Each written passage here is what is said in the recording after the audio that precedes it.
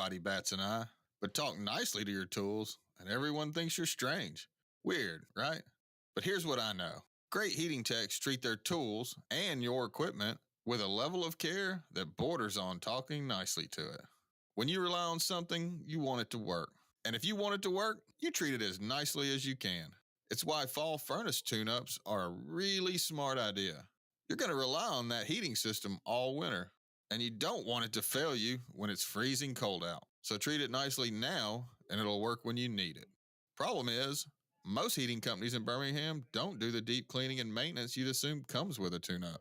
Just a drive-by inspection, followed by a sales pitch.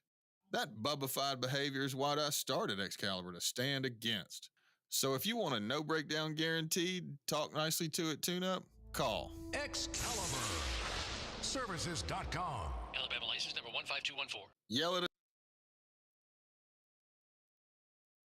This is a shout out to the professional tailgaters, game day grillers, and potluck pros. Whether you bake it, smoke it, stack it, or melt it, there's nothing more important than how you cook up your team spirit while serving it with an ice-cold Coca-Cola, Coke Zero Sugar, or Coke Life.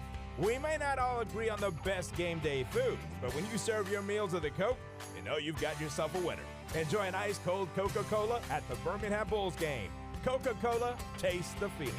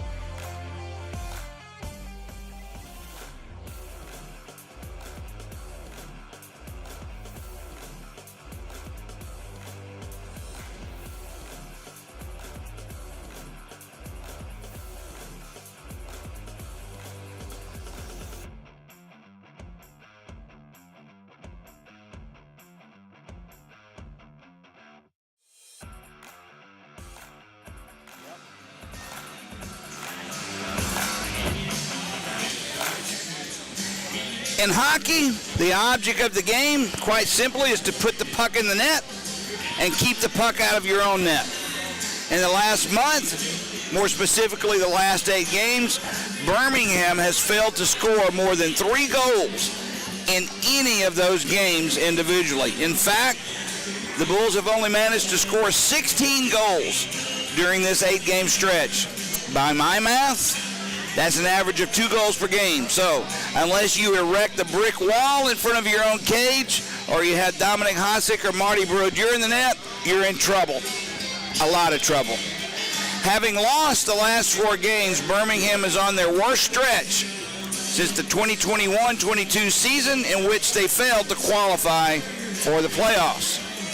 Injuries to goaltender Hayden Stewart, forwards Michael Gillespie, Carson Rose, and Nikita Kozarev certainly has added to the Bulls' misery, but to be fair, those injuries only occurred in the last week.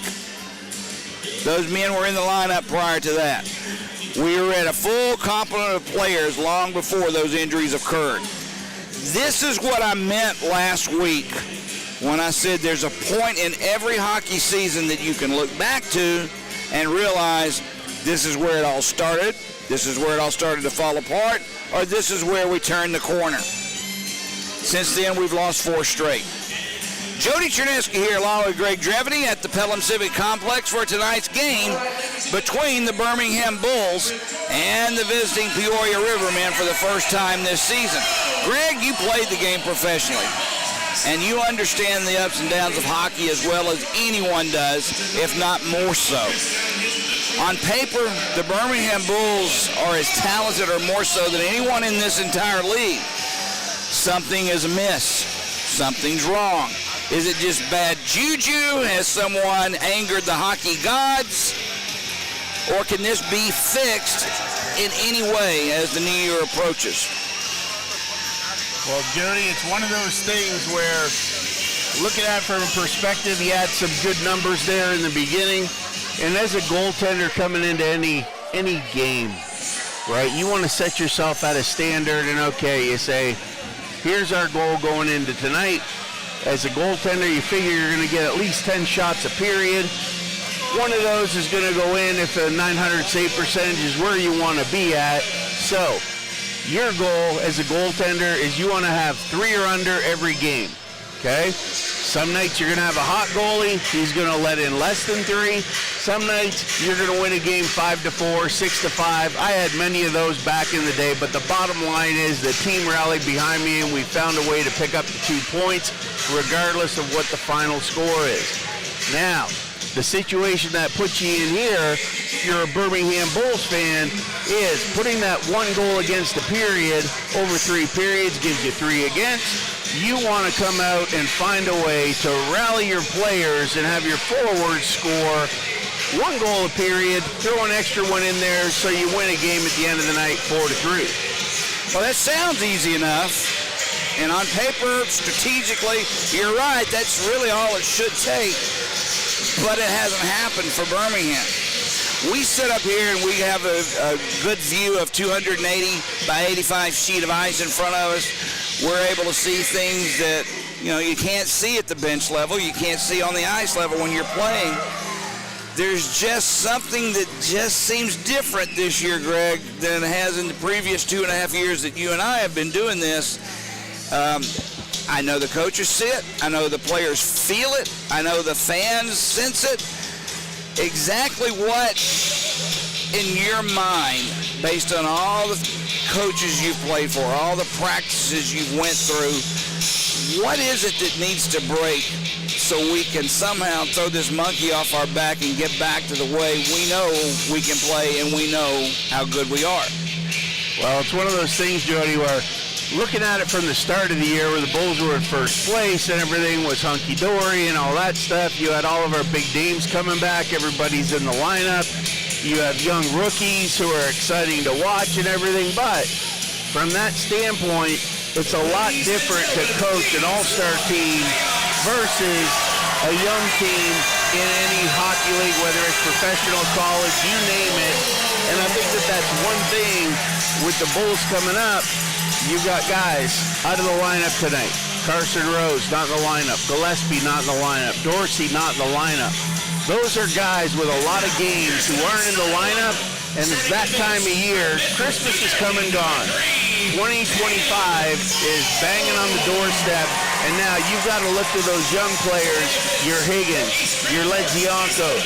Those guys, it's their opportunity to rise up right now and show them why they're on the ice and wearing a Bulls uniform. And tonight, they will have ample opportunity to show us and everybody else here at the Pelham Civic Center what they've got.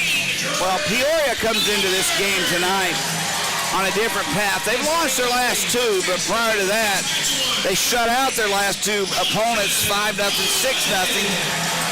They're in second place in the league. Birmingham right now, coming into tonight, finds themselves in 6th place in the league. Peoria, however, though, has lost a couple of players coming into tonight. One of them, Joseph Drapluk, just decided he had had enough and he was no longer going to play hockey. He retired on the spot. Another one, Alex Koopmeiners, had an immigration issue with his wife. He's German. Her immigration ran out. She wasn't allowed to stay longer. It's kind of funny to me how she was told to leave the country, selectively in my mind, and Alex Koopmeiners decided he could not stay in this country and play hockey while his wife was not allowed. I don't blame him. I don't blame him at all, but as a guy who does immigration work for the Birmingham Bulls, it makes me shake my head and ask, what's going on in this country where she seems to be a threat, but others don't? Let's pause real quick for this national anthem. We'll get back with the starting lineups in just a minute. Anthem brought to you by the Flooring Gurus.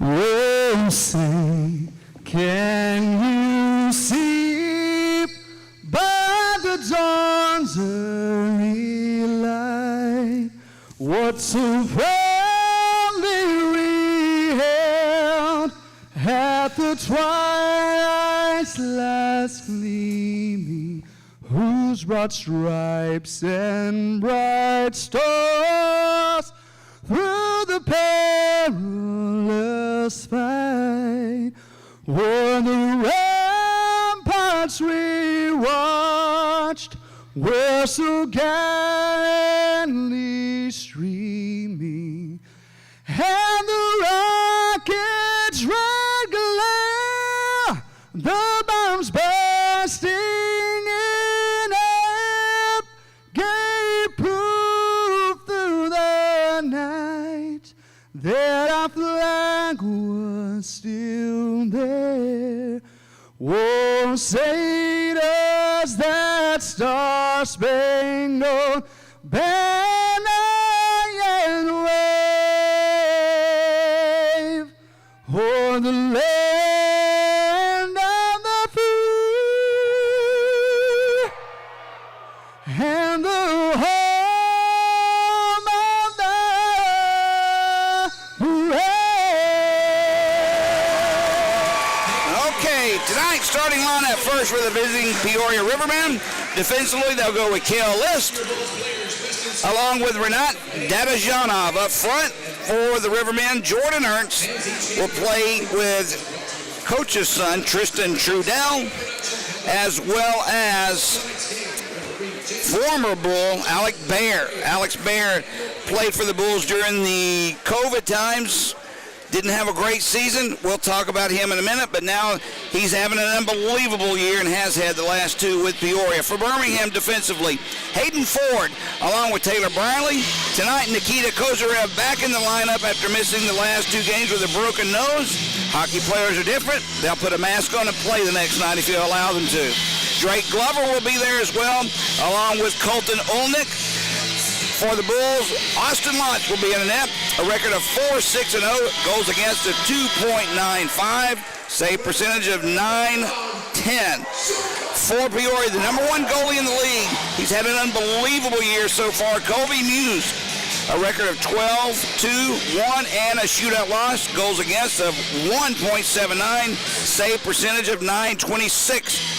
Referee tonight is Jason Lortie, the linesman Gabriel Graham, and Daniel Iannello. As we're ready for action here tonight, Peoria taking on the Bulls the day after Christmas. Late fouling crowd coming in as Olnick takes the shot easily gloved by Muse, and he holds on, and right off the bat, Dadajanov giving a shove just to let the Bulls know they're bigger, they're stronger, and they think they're meaner than Birmingham. Nothing comes of it, of course, but Dadajanov a lot bigger than Colton Olney. Well, I think there's a lot of that in the league this year, Jody. Guys coming in, I think that's exactly what they want to do. They know that the Bulls are coming in. They've got speed, they've got finesse, and they work hard. So they're going to try and take them off their game every opportunity they get. Off the draw, Peoria clears the zone, taken by Taylor Brierly. Gives the puck away, back into the Bull zone. There was Ernst had a chance, but taken off the plate by him by Hayden Ford. Never got the shot off. Peoria with the puck down low. Three Bulls back on defense, took the puck away, squirts out in front, and Birmingham turns it the other way. Olnick tried to set it up for Ford, off skates in front. Peoria takes control. Just underway here at the Pelham Civic Complex, Birmingham and Peoria. Whistle blows, icing is called on Peoria. Faceoff will come back into the Peoria zone. You know, last year in the playoffs, Evansville exposed Birmingham in the playoffs. Birmingham's so much better hockey team than Evansville, but Evansville bodied them, physical, tough, mean, and it kind of like a recipe for the rest of the league. Peoria, definitely no stranger to that type of game. Off the draw, Peoria has it taken away by Ledzianko. Drops it for Kozarev. A shot save made, rebound loose in front. And the Rivermen take it, clear it to center ice. Into the Bull zone, drops it back for Gillette. Michael Gillette into the far corner. Puck sent around to the near side. Clark tried to take it away, does, chips it back into center ice, but Peoria has it there. Wilkie He'll send it near side for Gillette. Birmingham changing lines. Gets past Sinclair. Back into the Bull zone. Wilkie tried a soft backhander. Save is made by Lotz. Kind of looked like an easy save, but Lotz reached behind him. That was a nice placement of the puck by Wilkie. Yeah, it's one of those situations, Jody. Guys coming around cutting off that side of the net. You got to be careful as the goalie there, especially when they bank that puck off the side of the net there. Austin Lotz that puck in a weird spot. Did exactly what he needed to do, just covered it up, and that'll put a face-off over here just off to his left. Minute and a half into the game, no score. Face-off controlled by the Bulls. Matthews missed Green, but Green catches up with the puck first, chips it off the boards and out. Poke checked away from Sinclair by Spencer, and the puck's in back into the Bull zone. Nice move around Green. Nazareth had a chance at it. His shot was blocked. Puck along the far walls, controlled by the Bulls, and Green chips it back to center ice. McTavish chipped it in deep behind the Peoria net, played by Spencer along the far boards. Nazareth has it. Zach Nazareth waits for some reinforcements, gets it ahead for Ernst off his stick. Hayden Ford's going to have to hurry and catch up with it. He knocks his man out the play, and Brierly will pick the loose puck up for the Bulls. Dances around one. Brierly brings it into the Peoria zone. Behind the net is played.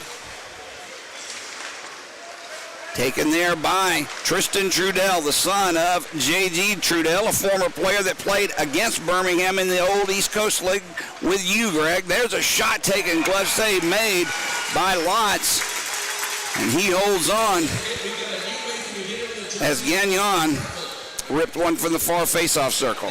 Definitely Trudell brings a lot of that toughness you're talking about, Jody, and he's got some majors under his belt, and then you look at Ernst as well. So they've got some tough customers here in Peoria. Trudell leads the league in penalty minutes, 95 penalty minutes. Next, second in the league is Dadajanov, same team, Peoria. He only has 57. Tristan Trudell's paying rent in the penalty boxes around this league. Puck picked up in the near corner by the Bulls. Try and chip it away, can't do it. Trudell intercepted, but had it bounce off his stick. Kozarev at center ice. Can't get around Cale List. Ernst picks the puck up, and he'll chip it in back. Right in on Lott. Steers it for Clark. Matt Clark has Ledzianko with him. He takes it right behind his net. He'll wait. He didn't like what he saw. Through center ice. Chipped ahead past Higgins.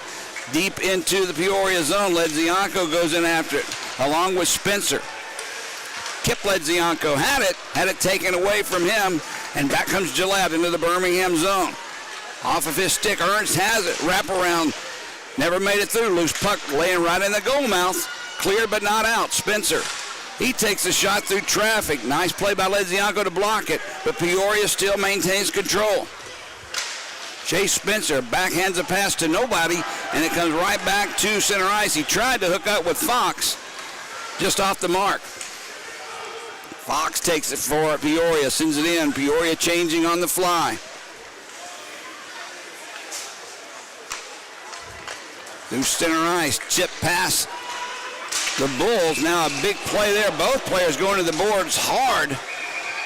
That was Austin Weber. Looks like Weber, a newcomer to the Bulls for tonight's game. And you know him more than I do. We'll talk about him in a minute. But also in that play was Gagnon, went into the boards. He's checking out his right leg. Both of them went in strangely. Gagnon went in the hardest with that lead leg, that right leg, and he's still hurting. Well, it's one of those things, Jody. Austin Weber, local kid here. Well, I say kid. 27-year-old out of Hoover, Alabama, coming in multiple years in the Fed, wore an A last year. And you know what? The kid's got some grit. Smaller stature guy, but with the penalty minutes that he racked up over the last couple of years, he's not afraid to get down and dirty, and you just saw it right there, going after a puck, whatever it takes, makes a hit to make a play, and I like that first shift out of him. They definitely got his number, though, Greg. Everybody on the Peoria squad knew number 12 was the one who delivered that. We'll see what happens the rest of the way. He's still on the ice. McTavish drops it back. Bulls forward takes in. Sticked aside easily by Muse. Play along the near boards. They can't get it out. Birmingham had a chance to keep it in, but it bounced off of Bear, and Peoria has control in their own zone. Zach Wilkie. leading defensive scorer in the league. Wilkie gets it ahead, tried to hook up for Bear off the mark, but Bear gets the loose puck. He'll bring it in the Bull zone, puts the brakes on, takes the shot, blocked by Romeo, who's feeling all of that, slow to get up. But the shot never made it through. Romeo with a good job. Now sent through center ice to Kozarev. List back on him. Kozarev couldn't split two defensemen. Loose puck now played by List. Comes right out in front to Muse, who was waiting for it, and puts the big mid on it and covers up. Now Ledzianko never wanted to shy away from anything. He gets into a little shoving match with Gagnon and the jarring back and forth. This one could get interesting, Greg, but the problem is this. I'm not sure we have the reinforcements. I'm not sure we have the muscle to go in and get some of these guys that Peoria has, if that makes sense. Well, Dorsey's out. Look at it. We got Ojic down there. Well, they already outnumber us as far as fisticuffs go anyway. But with Dorsey out, there's a shot. Ledzianko found the loose puck off the stick of his brother, but that one whistled high and wide. Birmingham in the Peoria zone. Phil Ledzianko tried to set it up for Higgins. Comes back, skipped over the stick of Matthews, so he'll put it in deep. Behind the Peoria net, Kip Ledzianko. Back one off the boards to Matthews. There's a turnaround shot, stick aside in front by Peoria, and then Gillette sends it back into the Bull zone. Makes one move, comes in front. That shot just trickled wide. Picked up near side by the Rivermen. Gillette plays it down low. Back to Gillette. Still loose along the near boards. Fox had it momentarily. He lost it. And back comes Birmingham. 3 players back defensively, though. McTavish can't get away. Sends it for Sinclair. Had a man floating in front. That was Ojic. Gets it in front. It bounced off of Ojic's stick. Never got the shot off, and Peoria clears to center ice. Offside. Late offside. Oh, a big hit by Ojic on Ernst, and I'm not sure if Ojic maybe got the worst of that. Both players get up. Puck's in back into the Peoria zone. Off the boards, but not out. Trudell had it. Sent back behind the net by Birmingham. Spencer takes it. Ojic goes down hard off a check from Spencer. That was Chase Spencer delivered Ojic's hit. There's a loose puck in the near boards. Ojic coming off very slowly. Puck back at center ice, taken by Cale List. Ahead to Bear, who chips it in. Briley for Birmingham picks it up. Off the side, Olnick plays one and out. That was a big hit there on Ojic. It took him a while to get to the bench. Now Austin Lotz tried to clear it. Does it along the near side to Glover. Pass through center ice, taken by Olnick. Crowder takes his man. That was Briley out of the play. They are definitely delivering the body now against Birmingham. Through center ice. Back comes Peoria into the Bull zone. Nice play defensively by Clark. And Romeo picks the loose puck up for the Bulls. Ahead for Ledzianko. Ledzianko takes the shot. Glove. Blocker saved. Juggled and dropped. Laid behind the net. Now the puck squirts right out in front. He covers up. Yep. Now some pushing and shoving here is Ledzianko for Birmingham. Really did nothing wrong. He just got, I guess, maybe a little too close to the net for the liking of Gagnon, but he shoved him aside. Peoria is not messing around when it comes to physicality, Greg. That's one of those things, Jody, where you got to look, and Ojic stepped up there. He had a collision with Ernst right off the bat, and you could see every other Peoria player behind him as he came up the ice was just waiting for Ojic to touch the puck again, wondering who was going to be the first one to get a piece of him, and obviously it was Spencer coming across there at the top of the circle, hit Ojic, put him out. He came to the bench very tenderly. Yep. But more concerning over that, because obviously the Bulls have a lot of players out of the lineup tonight anyway, Jody, but Romeo, early in the first period, he blocks that shot, and he comes off the ice, and I haven't, there he is. He's back on now. Back out now. Okay, that's good news, because what the Bulls don't need is more guys to get injured and hurt. Well, further deal with these rosters. We don't have any room for any other injuries, and I think Peoria understands that, and they've decided to see how tough you guys really are.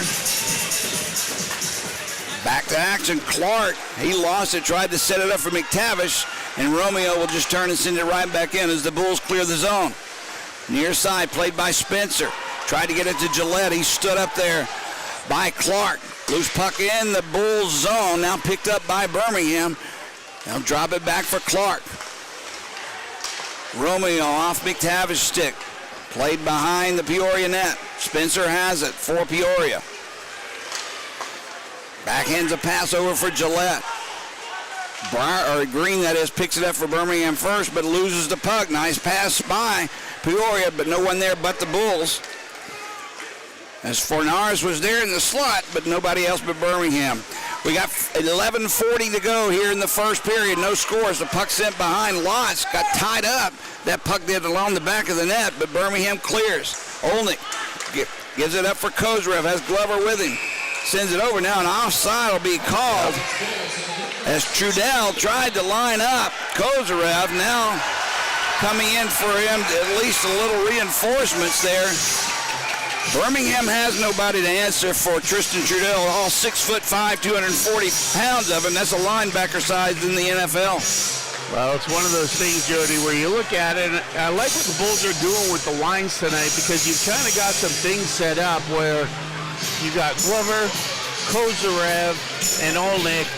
You got some veteran talent up there. You got Kozarev who works his magic. Pretty solid guys on your first line there. Dropping down, I like the Ledziankos and Higgins. I like that line together. The question is that your second or third line? And that's what you got to start answering is who's going to be that big number 2 line, because your other line, McTavish, Sinclair, and then throw up Ojic or Weber in there. Peoria sends it into the Bull zone. Lots out of his net. Thought about shooting it, but gives it up to Green. Pass for Kozarev right between his legs, and it's picked up by Zach Wilkie of Peoria. Sends it near side for Dada Zhanov. Devine will bring it in the Bull zone. Green on him. Goes wide. Devine slides it behind the net. Now it's loose. Green taken down on the play. Nicely by Trezera has caused the turnover in the Bull zone. Trezera with the puck. He lost it, and Birmingham just wisely clears the puck down. This will be an icing call. Is back to touch up is Wilkie, so a faceoff will come in the Bull zone. Greg, is this just a matter of Peoria seeing how long Birmingham can take the physical play before they cough a puck up on a turnover, or are they trying to wear Birmingham out for the second and third period? Well, it's one of those things where they're going to come in. First thing they're going to try and do is bulldoze this every opportunity they get, Jody. You saw Ford down there. Good job. Took a hit from behind. Yeah. Another push down, but he still got up and still cleared the zone. So I like that mentality there by the Bulls. Off the skate of Kip Ledziango, drops it back for Hayden Ford, who will send it into the far corner. Defensive pairing change for Birmingham behind the Peoria net. Puck chipped to Ernst. Ernst hit by Kip Ledzianko. Loose puck picked up by Jordan Ernst, and he'll skate away through center ice. Hounded there by Kip Ledzianko, but still manages to get it into the Bull zone. Breaks on. There's a shot by Bear, blocked in front by Clark. Again, Birmingham doing good jobs blocking those shots, but it's definitely not feeling good when they do. Very slow to get up was Clark, but he does. Now, played back into the Birmingham zone behind the net. Walks out in front. A centering opportunity pass there. Goes off of everyone as traffic was in front and escapes back into neutral ice. Still loose in front of the Bulls net. Fornaris had it, and he takes it away now and gives it up for Gillette. Michael Gillette. Breaks on. Clark takes him down. Loose puck now underneath of both players in the corner. Ojic is there for Birmingham. Loses it. Fornaris has it. Backhands a pass in front. Spencer's shot. That was deflected and goes wide. Now a big hit avoided by Higgins. That was off of Spencer. He's laughing about it as he goes to the bench. Now shot taken in on Lotz. Loose puck still in front. Underneath of Lotz, Finally, he covers up. And they're all over Lotz now. Olnick comes in to try and pull him off, or is that Ojic? I believe it's Olnick. Lotz sprawled out, covers the puck for a face-off. And we still have trouble here in the near corner. That's Olnick. And that's a situation there, Jody, where Wilkie, who's the guy in on Austin Lotz, in his crease, falls down on top of him, and he's a defenseman. So what on earth is Wilkie doing down there in front of the net front? That's a number you want to take and place in the back of your thing if you're the Bulls. There's no doubt they don't think Birmingham has any answer for them physically, and they are a much bigger hockey team than Birmingham is. That was Crowder on the play there, muscling around with Colton Olnick, and Crowder just towers above him, and he's definitely not one of the leading penalty minutes in the league, but it's almost as if they're challenging Birmingham to stand up and see what they have. Well, it's one of those ones, too, where you see the Bulls getting the pucks deep down there behind the goal line. They're entering the zone with speed going after the puck, but then you just got Kozarev down there standing between Trudell and Spencer, and he basically comes up to their logo on the front of their jersey, and it's like, okay, how do you get in there and forecheck when, you know, you got to get through the Twin Towers back there? So, well, I don't know how this is going to play out, but I do know how it's playing right now, and Birmingham's either going to have to answer it physically, everything that Peoria is throwing their way, or they're going to have to try and start skating rings around them. I don't think Peoria can skate with Birmingham for the most part, but I definitely know they can hit with them. Face off outside the Bulls' blue line. Glover controls for Birmingham. Green has it. Chips it in just past Kozarev. It goes wide of Muse. Behind the net, Kozarev fighting with List for the puck. Peoria picks it up and they'll skate it out. That's Devine. Had it taken away from him. Glover has the puck. 3 Peoria men go down. Olnick with a pass to Kozarev, and he should have shot the puck, Greg. He was all alone. 3 Peoria players go down at center ice. And Olnick was all alone. Now 2-on-1 the other way. Peoria comes in, takes a shot. Nice defensive play by Birmingham, blocking the shot in front. Now it's loose in front. Played along the near boards. Kozarev has it, avoids the check, and Glover tips it in. Throwing his head back in, I don't know if it's despair or frustration as he goes to the bench. Back comes Bear, Alec Bear, through center ice. The former Bull brings it in. Briley back defensively, steered in front, taken and steered aside by Lotz. Higgins picks the loose puck up for Birmingham. He gets it away. Ledzianko avoids the hit from Trudell, but costs the puck up in the process, and Bear sends it right back into Birmingham's Austin Lotz. Played along the far boards, but not out. A big hit there by Trudell. He missed, thank goodness, or else Ledzianko is in trouble. Now Higgins goes down with just a shove from behind. Greg, never mind. Spencer takes the puck. Crossing that center ice stripe, he had it kicked away from him. Trudell is just bullying the Birmingham Bulls lineup, and nobody can do a thing about it. Behind the net, Hayden Ford. Ahead for Romeo. Romeo tried to clear a pass, but it was taken away from him. Fernaris had it.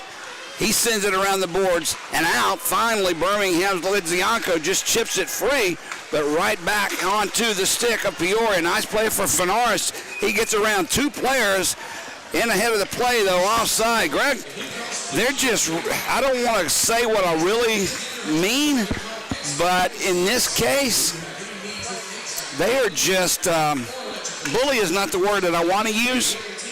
Birmingham is just not there physically with this team. Well, Peoria came into play tonight, Jody, and that's the thing. If you're the Bulls, the way you want to handle can't back this, down is my point. That's right. You have to answer the bell, and you want to make good, clean plays, get the puck deep, and capitalize on those opportunities where you have transition turnovers.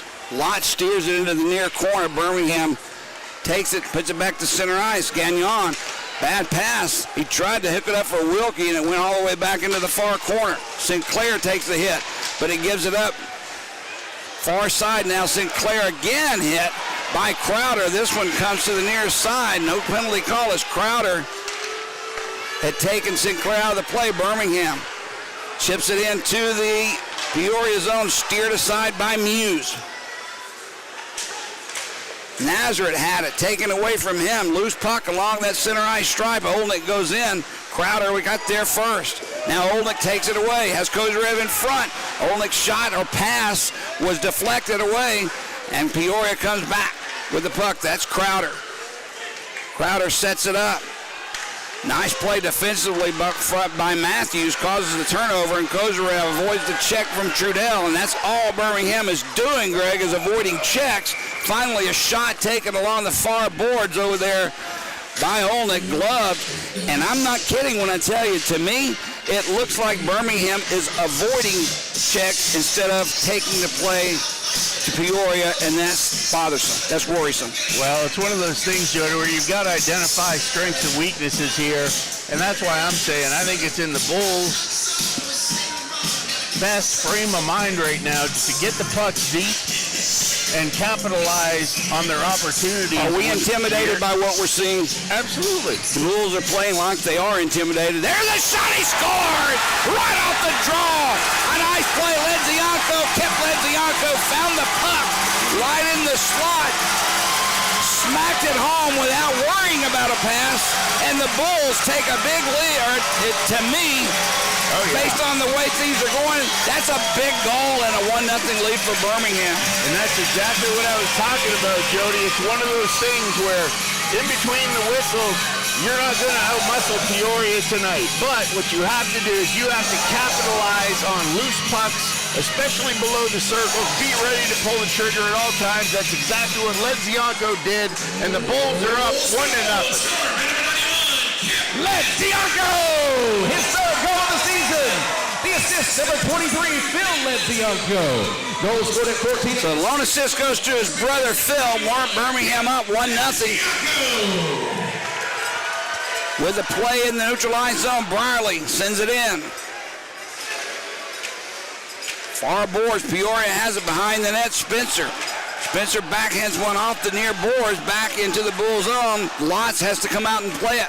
No icing. Romeo now takes the pass away from Lotz.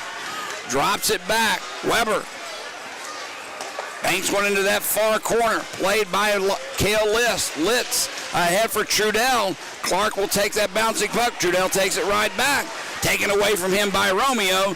Takes the hit, though, and still manages to get it out. Bayer with the hit on Romeo. Near side, Gagnon. His pass broken up. Loose in the Bull zone. Romeo has it. Hit from behind there on Weber. No call, played by Gagnon. Gagnon backhands one through center ice. Taken away nicely, Birmingham's Green. Ahead for Glover. Olnick avoids the check, but it costs the puck up in the process. That Peoria blue line loose. Birmingham has it. That's Higgins. Higgins takes his shot a foot wide of the net. Comes back at the blue line, a shot deflected wide. Gagnon takes it for Peoria. Watched by Higgins. Jordy Gagnon waiting for some help, calling for players to come back. Fox circles. Finally, he just sends one through center ice. Strong, long head-bending pass off the mark of Fernaris, played by Lotz. Through center ice, Birmingham's Ledzianko kept. The roll score for Birmingham. Tries to split two defensemen. Walks in, loose puck in the crease. Cleared by Peoria. Two good opportunities by McTavish here, Jody. Puck just laying right there. He couldn't find the back of the net. Back in the Bull zone. Brierly will go back and get it for Birmingham. Olnick will take it. That's Ojic. Ojic brings it in to the Peoria zone. Walks wide. A weak backhander, well wide of the net. Brierly in front looking for a deflection. Never made it through. Taken away by Weber. That was Weber. Lost a stick in the process, though, on a nice forechecking play. Now Ojic has the puck as Brierly goes down. That was Weber there. He avoids the check. Birmingham has a player down back in their own zone. As Drake Glover giving question as to why nothing was called, and I believe that's Ojic that's down. Yeah, it is.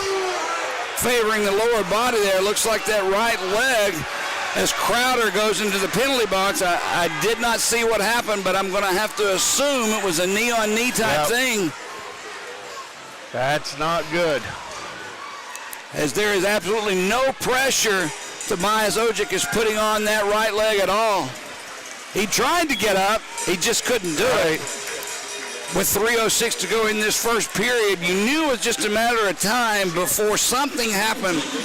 Too much physicality out there. They're just trying to hit anything in red, no matter what the consequences are. Well, Jody, the Bulls have been doing a really good job so far of avoiding that physical play, trying to keep the puck off the boards as much as possible, because anytime that they're touching the puck against the wall or down low, they're getting just ran right into the glass. So the Bulls have countered that for the most part, aside there from Ojic, and I would even say that happened behind the play because the puck wasn't really near him, but the Bulls doing a good job staying in that open ice, stretching the zone, making good passes, just playing the dump and chase game, and that's what you can afford to do now that you're up a goal. And then you just want to play the survive game and then capitalize on any mistakes that Peoria fumbles the puck in their own zone, quick transitions to the net, and that's why you're seeing so many shots wide, because the Bulls literally are just throwing the puck towards the net and hoping for a rebound or something like that. They could get in one of those shooting lanes coming down the slot and make something happen for them. Well, I don't know what the call is, but here's the penalty call. Cole Crowder, 2 minutes for knee. Yeah. Number 61, Cole Crowder, 2 minutes for the knee. Time for the penalty. I knew it had to be a knee-on-knee collision for, Ojic to go down the way it did. Birmingham on their first power play tonight, first for either team.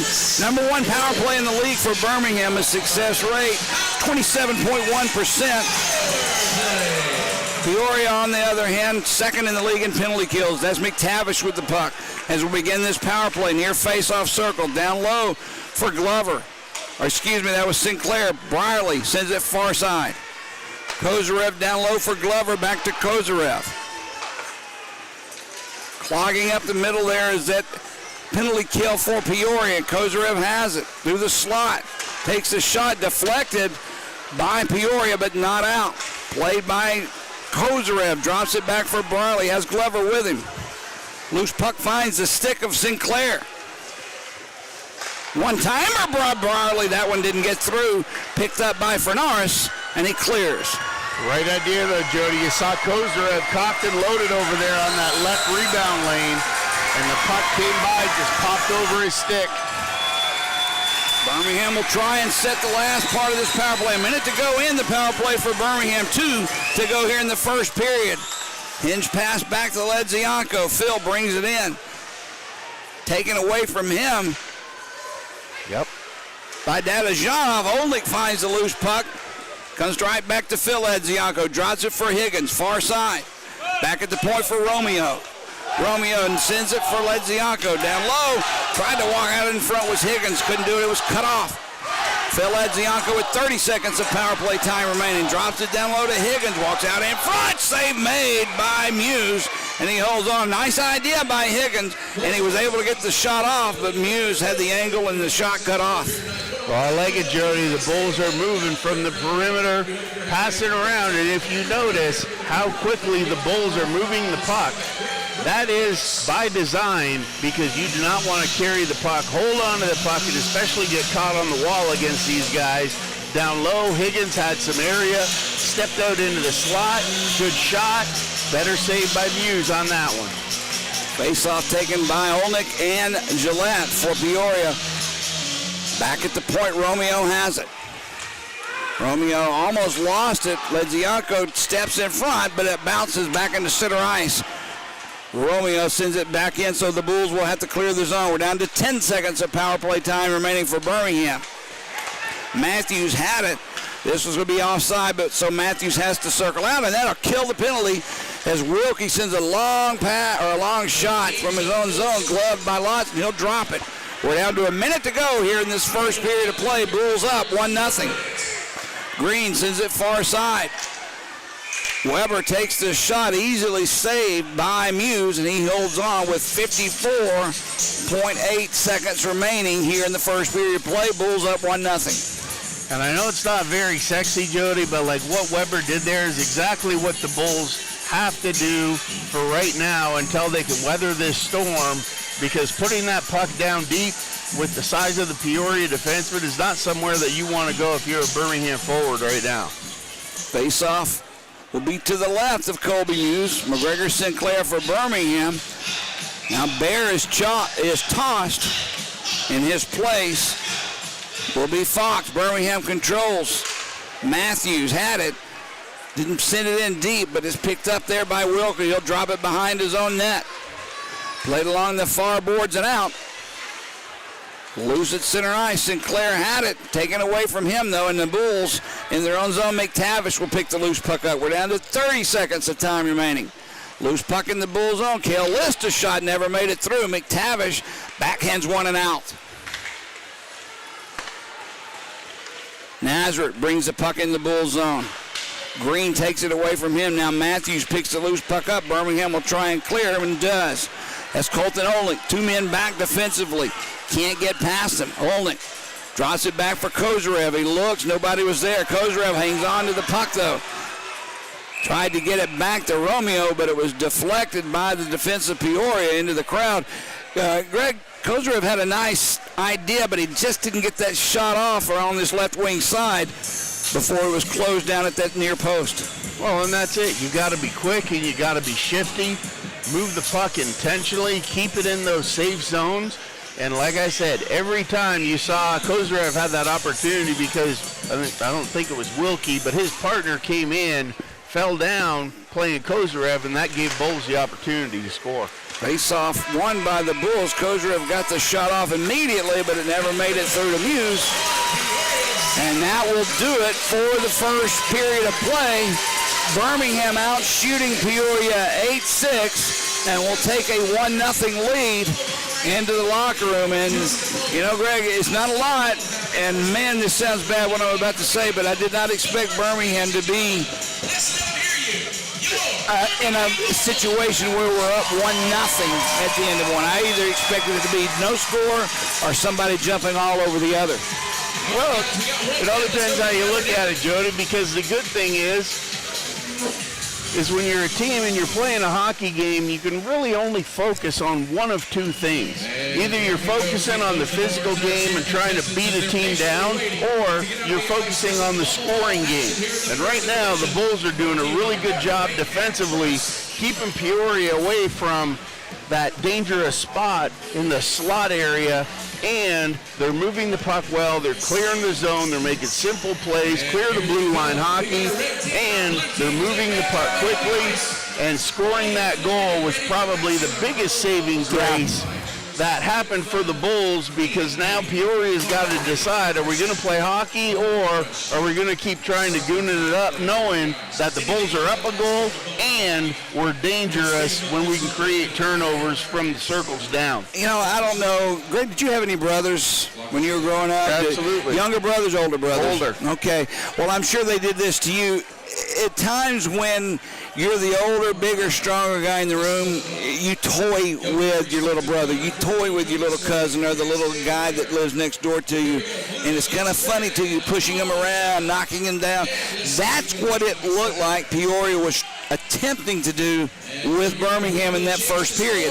It looked as if they just were content on just being the big bully in the room and having a good time pushing and shoving and knocking and so forth. But Birmingham found that loose puck right off the draw, and Ledzianko hammers it home for his third of the year, and all of a sudden they did start playing differently at that point.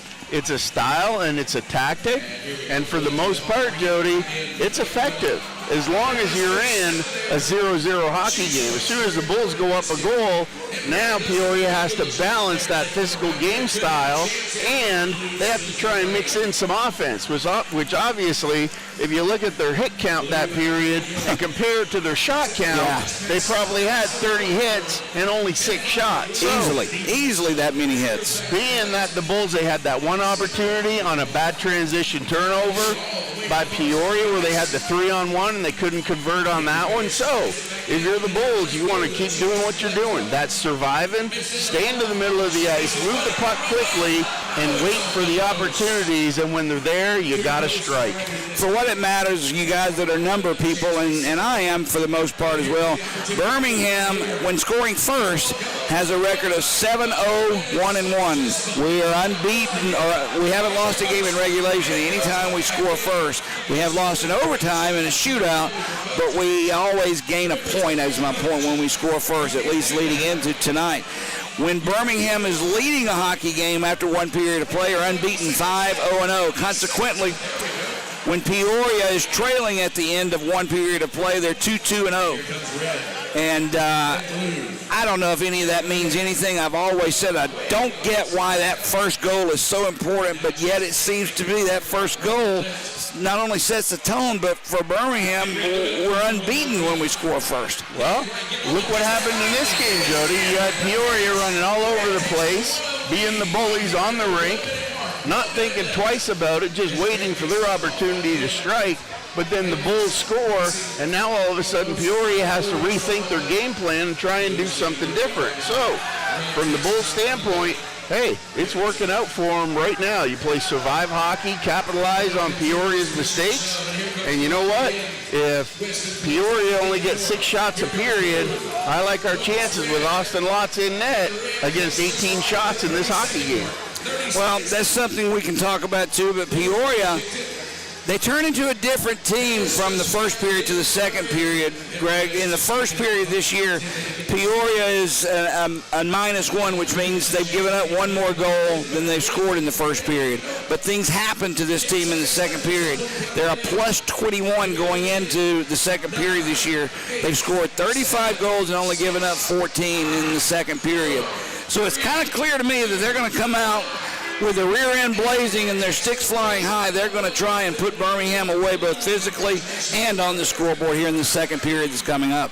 Well, and I can see that based off their play style in the first period, Jody. That's why their second period is so strong on the scoreboard, because they come in, they try and take out as many guys as they can in the first by being physical. I'm not saying they're dirty. No, I understand what you're saying. They're a physical team. They want to come in, they want to make everybody scared, and then once you get that 1 degree of separation from guys just pulling up a little bit, not taking the hits to make plays, that's why they're capitalizing and dominating in that second period. I don't think the Bulls are there going into this second period. I think they understand what's going on, and they're actually handling it very smartly at this point in the game.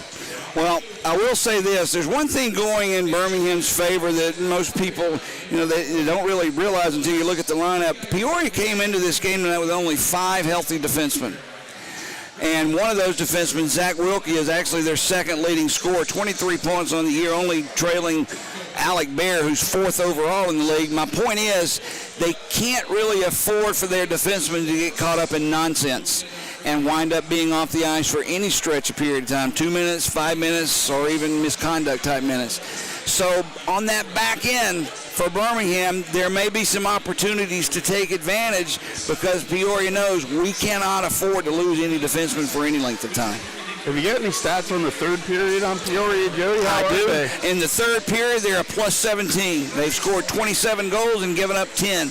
They get better defensively in the third, not quite as strong in the second as they are offensively, but by then they've beat you to a pulp and into oblivion. You can't do anything based on the way we've seen them play in the first period. Well, that's what I'm wondering about here. But in a David and Goliath situation, which on the physical level is kind of what you've got here, right? You're a lot smarter to just not go head-to-head with Goliath.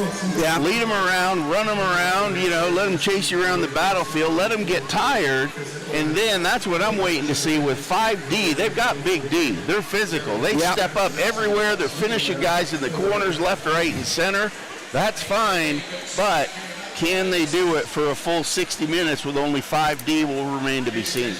All right, well, we'll find out as we take a break here at the end of one period of play. Jody Chernesky along with Greg Drevity at the Pelham Civic Complex. Birmingham taking a 1-0 lead after 20 minutes of play. Stay with us, everyone. We'll be right back. Yell at a tool? Nobody bats an eye. But talk nicely to your tools, and everyone thinks you're strange. Weird, right? But here's what I know. Great heating techs treat their tools and your equipment with a level of care that borders on talking nicely to it. When you rely on something, you want it to work. And if you want it to work, you treat it as nicely as you can. It's why fall furnace tune-ups are a really smart idea. You're going to rely on that heating system all winter, and you don't want it to fail you when it's freezing cold out. So treat it nicely now, and it'll work when you need it. Problem is, most heating companies in Birmingham don't do the deep cleaning and maintenance you'd assume comes with a tune-up. Just a drive-by inspection, followed by a sales pitch. That bubbified behavior is what I started Excalibur to stand against.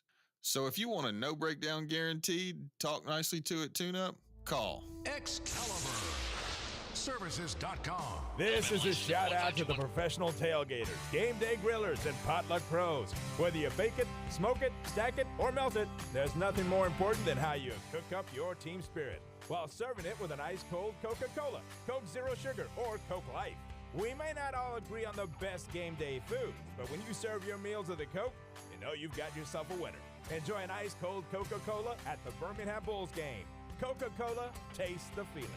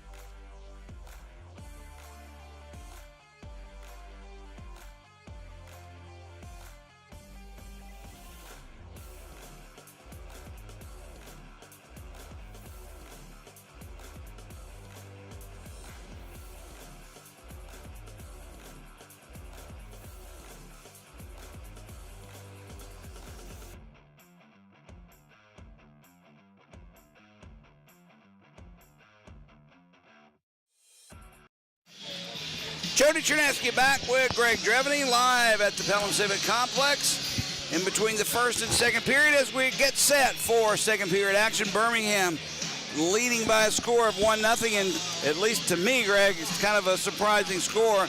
I expected Peoria to try and come in based on the shorthanded situation Birmingham is in and put them away early. Didn't work out for them. Well, it'll be interesting to see here how Peoria comes out and handles the second period, Jody. Definitely. Because they tried to run the Bulls out of the rink, and you know what? The Bulls are still standing. So at some point, Peoria's got to decide to play some hockey here. I think they will, but I don't. Their physicality is a strength of this team. They're not going to shy away from that. They'll try and use it. As we said, second period has been their best. 21 goals more than they've given up. We'll see what happens as we're underway. Birmingham, Glover had it knocked away by Ernst. Turned in, back into the Bull zone behind Austin Lotz. Puck goes far boards. Brierly tried to chip it for Kozarev. Couldn't get him the puck. Taken in, now it's offside as Jordy Ernst brings it in. He kind of put himself offside on that one. Well, in that situation, Jody, that's what the Bulls want to avoid, what you just saw Glover do there at the top of our zone. Just that little chip pass into the neutral zone. Forget that style of hockey. There's nothing fancy going to happen in here tonight. It's got to be hard, intense, north to south hockey and just get that puck deep, because Peoria transitioning down low, they're going to have that size that we don't want to see behind our goal line. Off the draw, Peoria controls. Taken into the Bull zone. Gillette backhands a pass for Fox. That one goes high and wide. Gillette has the rebound. Tried to drop it back. Couldn't do it. Now it's tied up behind the net. Ledzianko comes in, tries to poke it free.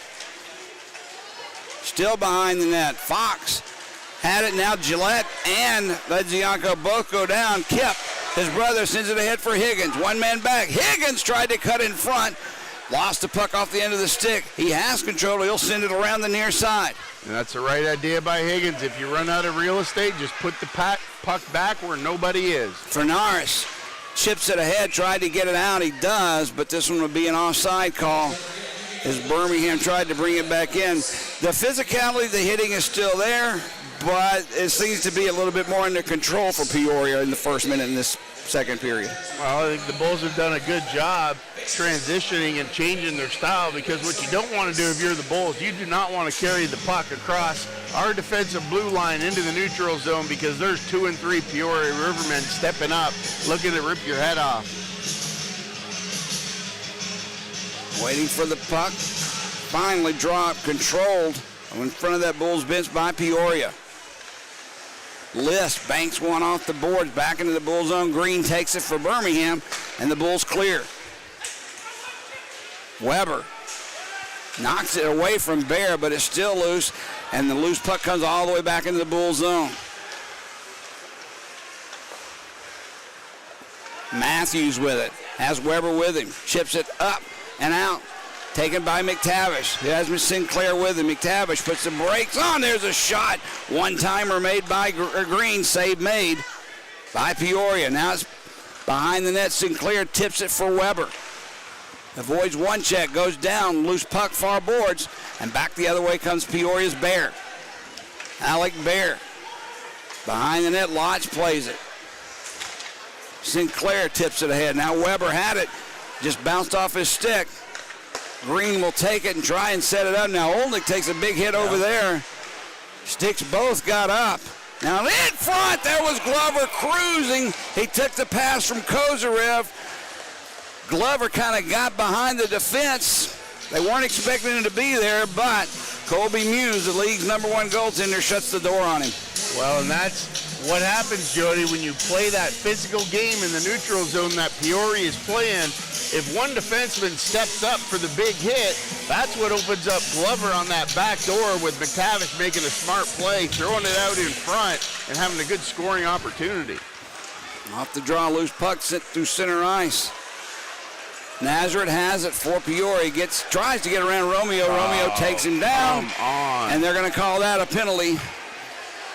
As Nazareth went down, Greg, I'll just be honest with you. I thought it was a good defensive play by Ryan Romeo, but they'll call it, and I guess they'll call What could you call that? It's not interference. Nazar had the puck. It wasn't holding. Romeo didn't hold him, so he calls a trip. Wow. And I'd like to see a replay, but nonetheless, it's not going to matter. Peoria on their first power play of the night, second best power play in the league, 26% success rate. The problem is Birmingham's penalty kill has been putrid. They've given up 5 power play goals in the last 11 opportunities and are dead last in the penalty kill situation in the league. 69% of the power plays they've killed. That means over 30% success rate when you're on the opposing team. Ernst brings it into the Bull zone. Ernst walks in alone, takes the shot, save made, rebound along the near boards, fought for by Trudell. Bear has it, centers the pass for Trudell, and I believe Lott's got a piece of that, goes wide and all the way back down into the Peoria zone. That's what you want to do if you're the Bulls. You got to have good intensity here with Peoria, not give them any room to set anything up. Glover takes the puck away. Couldn't get anything on it, though, as he was kind of tied up. His stick was held. Olnick takes the puck, gives it far side for Green. Birmingham's content just to hold on to the puck, and look out, a big hit by Trudell on Olnick. He gets up, kind of shakes it off, but I promise you he will feel that in a little later on tonight or tomorrow. Back comes Fernaris, gives it to Fox. Pass through the center ice. Spencer with a shot deflected wide. Centering pass. No one home as it deflects away. Chase Spencer with the puck. Circles away from Higgins. Ledzianko takes it away as Higgins with a nice defensive play deflects that one away, and the Bulls clear. Great job by Ledzianko there, Jody. Not following Peoria into the corner, went back to his spot in the slot, intercepted that pass. Here comes Fernaris back into the Bull zone. 3 Bulls back defensively. Drop pass for Fox. Far side Spencer with a shot blocker save made by Lotz. We're down to 20 seconds of power play time remaining as the Bulls clear the zone. Cale List with the puck. Tries to get away from Kozyrev and does. Devine has the puck, gives it to List. Rips one around the boards behind the net for Crowder. Loose puck, far face-off circle. Crowder had it, tried to chip it to Devine, and Bulls clear or have killed the penalty back at full and even strength. Behind the net in the Bulls zone, there's a centering pass deflected by Birmingham, and Kozyrev will pick it up. Romeo, as Bulls changing lines after the penalty kill, just chip it in deep. Birmingham keeps it alive, though. There's a stick save made by Muse, and he just covers it up for a faceoff. Birmingham with a really good job penalty killing on that one, Greg. Peoria really didn't have that great of a scoring opportunity. No, I think Fox had the best look, Jody. He was all alone in the slot and then chose to dish off to that back point man on the right side. Don't get that shot selection, but I tell you what, tonight, if you're cheering for the guys in the red jerseys, you're glad you didn't take that opportunity with 4 guys down in front of Austin Lotz. Encouraging, Greg, to see a penalty being killed. Is maybe as small of a victory as that is, that's encouraging to me. On Birmingham with the puck in the Peoria zone. Centering pass back for Ford. He takes a shot, just whistled wide. There's a rebound. That one goes wide. Ford picks the puck up as he's pinching in from the point. He loses it, though, as Crowder sends it away. Brierly in position, intercepts his pass. Turns it back in. Bear had it bounce off his stick off the glass. As it bounced oddly, Birmingham's Ledzianko sends it in. He kind of challenged Dadajanov, kind of said, come on, let's go, but he went to the bench. Loose puck. Bear picks it up in his own zone for Peoria. For Dadajanov. Head for Gillette. Gillette has Fernaris with him. Puts the brakes on. Hit there on the play. Now it's loose. Kyler Matthews has the puck. He'll send it behind his own net, and Birmingham will try and clear. Sinclair does through center ice. 14 minutes to go. Second period. Bulls 1, Peoria nothing. Fernaris sends it far side for Gillette. Tried to hook up with Gagnon. He couldn't do it, and the Bulls clear it back to center ice. Takeaway is the game right now at center ice. Fernaris with a shot. That one goes wide under the glove of Austin Lotz. Loose puck far boards for Narson Green fighting for it. Hayden Ford as well for Birmingham. It squirts free. Matthews has it. Sends a long pass ahead for Glover. It's tipped away by Cale List and into the netting, out of play, as we'll have our first media timeout of the second period of play. Bulls still maintaining that 1-0 lead. Well, and you can see, Jody, the Bulls are changing up their game style here just a little bit in the neutral zone, because you do not want to receive a pass, take 2 strides with it, and start the stick handle. They're just content chipping that puck down deep, using their speed, and going around these Peoria Rivermen defensemen that every time the Bulls make a pass in the neutral zone, they are stepping up, looking for those big hits. And, you know, I like the physical game, Jody. What I don't like, what I'm seeing here, is when a guy like Kozarev makes a pass to Glover on the far side through the neutral zone, and then he still gets pestered and hit down here. The referee has to follow the play, but that's the stuff that the ref has to keep his eye on behind the play. 13:25 to go, second period. Bulls up by 1.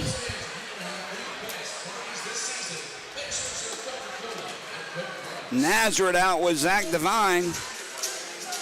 Crowder and Spencer on defense for Peoria. Romeo and Clark defensively for Birmingham, with Kozarev, Glover, and Olnick for Birmingham. Birmingham brings it into the zone. There's a shot taken. Muse lets it go as it was high. Behind the net in Peoria zone, played by Clark. Clark had it taken away by Nazareth. Nazareth banks one off the boards. Romeo, good job to keep it alive. Only momentarily, though, as Peoria skates through center ice with the puck. Devine held on to it a little too long. Still has control of the puck near side. He drops it down low. Nazareth has it. He's watched by Clark. Zach Nazareth centering pass. There's a shot. Save made off the stick of Wilkie. Nazareth upset with himself. It was a nice play by Zach Nazareth, maintaining possession of the puck, Greg. He had a nice passing lane, set it up for Zach Wilkie, but Austin Lott, right there on the spot, made the save and held on. And that's a great defensive play by Ryan Romeo there, Jody. You see, going up against Crowder, who's got about 4 or 5 inches on him. Romeo not going to go face-to-face with him. He just turned around, put his butt into him, and let Austin Lott see that. No rebound, and that's a great job there by the Bulls defensively. Face off to the right of Austin Lott. Alec Bear loses it. Going down on the play was Ford, taken down by Trudell. Loose puck picked up by Brierly. He backhands one over to Ledzianko. Hounded on the play by Peoria. He sends it in deep. And this is going to be an icing call on the Bulls. Not a lot of room at center ice for either team. It looks sloppy when the puck is at center ice. I know it's not, but it's not the old New Jersey Devils neutral zone trap either. Why are both of these teams having trouble with the puck at neutral ice? Well, because Peoria is trying to move forward in the neutral zone, and the Bulls are just trying to avoid those bodies coming in, Jody. And you know what? There's nothing wrong with a game that you're playing where you're defensive-minded, low shots on goal on both sides. And for the Bulls, a nice little 3-2 victory would be a great night tonight. Birmingham with the puck in their own zone, chips it ahead for Ledzianko. Cross-ice pass, nobody there, taken by Peoria, and they'll send it right back into the Birmingham zone. Ford drops it back for Brierly. Ahead for Weber, off his stick, taken by Bear. Near side List. Cross-ice pass, set it up for Bear, who'll bring it into the Bull zone. Takes a shot, save made, rebound loose. Pounced on by Lotz, and he covers it. That shot kind of fooled Austin. I don't think he thought there would be that much on it, and it bounced off of him, but he was able to cover it up. Well, you can see Peoria right down there. Anytime the puck is around Lotz, Jody, they are just swarming in, and that's one thing the Bulls are going to have to be aware of, is that's one area they're going to have to stand up. They're going to have to set up a wall around Lotz to protect him from Peoria's forwards. Well, with their size and strength, it's kind of clear they'll win the physical battles. So, yeah, I can see wanting to crash that net every shot. Peoria's Gagnon takes the shot down low off the stick of Gillette. He goes down, penalty coming up on the Bulls. This is going to be a hooking call. Fox had it taken away, but that's a good call. Matthews did it. I'm not sure if it was necessary or not, but the referee, Jason Lortie, right on the spot, made the call, and I have no arguments on that call. One of those ones where Matthews was battling there at the side of the net, Jody, and as he released and just came away, his stick stayed tied up, caught him around the shoulder, going around the net, pulled him down, and, that's a defensive zone sticking penalty, and you want to avoid those at all costs because the hockey gods do not bode well. This will be Peoria's second power play of the night. They're 0 for 1 coming into this one. As I said, Birmingham's penalty kill as of late has been pretty bad, and I'm being kind when I say pretty bad. Coming into tonight, they'd given up 5 power play goals on the last 11 attempts. We have killed the one that we've had tonight. This is number 2. McTavish on the draw for Birmingham. It's loose, picked up by Bear. They'll keep it in the Bull zone. Wilkie centers one for Trudell. Looking for Bear, who has the loose puck. Pressured on the play by Clark. Nice play. Tips it back into center ice. Peoria will have to retreat. Alec Bear brings it into the Bull zone. Has Ernst with him. Trudell picks the loose puck up into the near corner. Now played behind the net. Gillette had it. Romeo on him. Trudell takes that loose puck away and sets it up for Ernst. Backhands a pass over for Wilkie. Now Bear looks for a place. Near face-off circle. Down low. There's a centering pass for Trudell. Chipped away by the Bulls, but not out. There's a pass in front, deflected, and finally Birmingham can't. I thought they would clear, but they didn't. Nice play by Wilkie to keep it alive. Now Olnick comes in, tries to chip it free along the near board, just loose. Gillette plays it far side. Fox has it. Through the slot, drops it back for Wilkie. Fake the shot, far side. Ernst, a slap shot on the one-timer, gets past everyone, and back into the Bull zone. We're down to 45 seconds of power play time remaining for Peoria. They did have a lot of possession time on that one, Greg. Big change for the Bulls there, Jody, because right now the intensity on the power play is what they have to keep up. Fox for Fernaris. Nice play by Brierly. Tips that pass away. Higgins has it in his skates. He'll try and tie it up over there and kill some more time. Brierly comes in to help out as well. Birmingham content just to tie the puck up on the boards as the clock is ticking away. 20 seconds of power play time for Peoria. Finally kicks free for Peoria. Fox has it. Or List, that is, for Fernaris. Fernaris plays it down low. There's a centering opportunity. A nice play by Ford. Knocks his man off the play, and Birmingham clears the zone. Killed the penalty back at full strength. Crowder had it, tried to split the two defensemen, and he couldn't do it. Birmingham back at even strength with control of the puck. Ford just slips one into center ice. Weber, he gets one in deep. He'll go chase it himself. Played by Gagnon. He'll drop it back for List. Return for Gagnon. Long pass ahead off the mark. Back to get it. Ledziankov was there first. Tips it away from Peoria. And Kip sends it a nice pass ahead for his brother Phil. One man back. Takes a shot. Goes wide. Oh, there it is. Whistle goes. And I think he's going to call a penalty shot. He's pointing at center ice. I think he's pointing at center ice. It's an interference call, I guess, but he'll go to the scorer's table. Greg, I thought he was pointing at center ice, but maybe not, as Dadajanov goes to the penalty box. I thought he was too, but I guarantee you Ledzianko had a step, Jody, so if he calls that penalty shot. Well, Dadajanov's coming out. This has got to be a penalty shot. They dropped the puck at center ice, and this will be the first penalty shot of the year for the Birmingham Bulls. Now, let me say this. I don't like the way most teams in hockey play these type of things, shootouts, whatever. I enjoyed seeing a guy take the puck at center ice, skate as fast as they could like it was during a game and get the shot off. I don't like this east-west skating.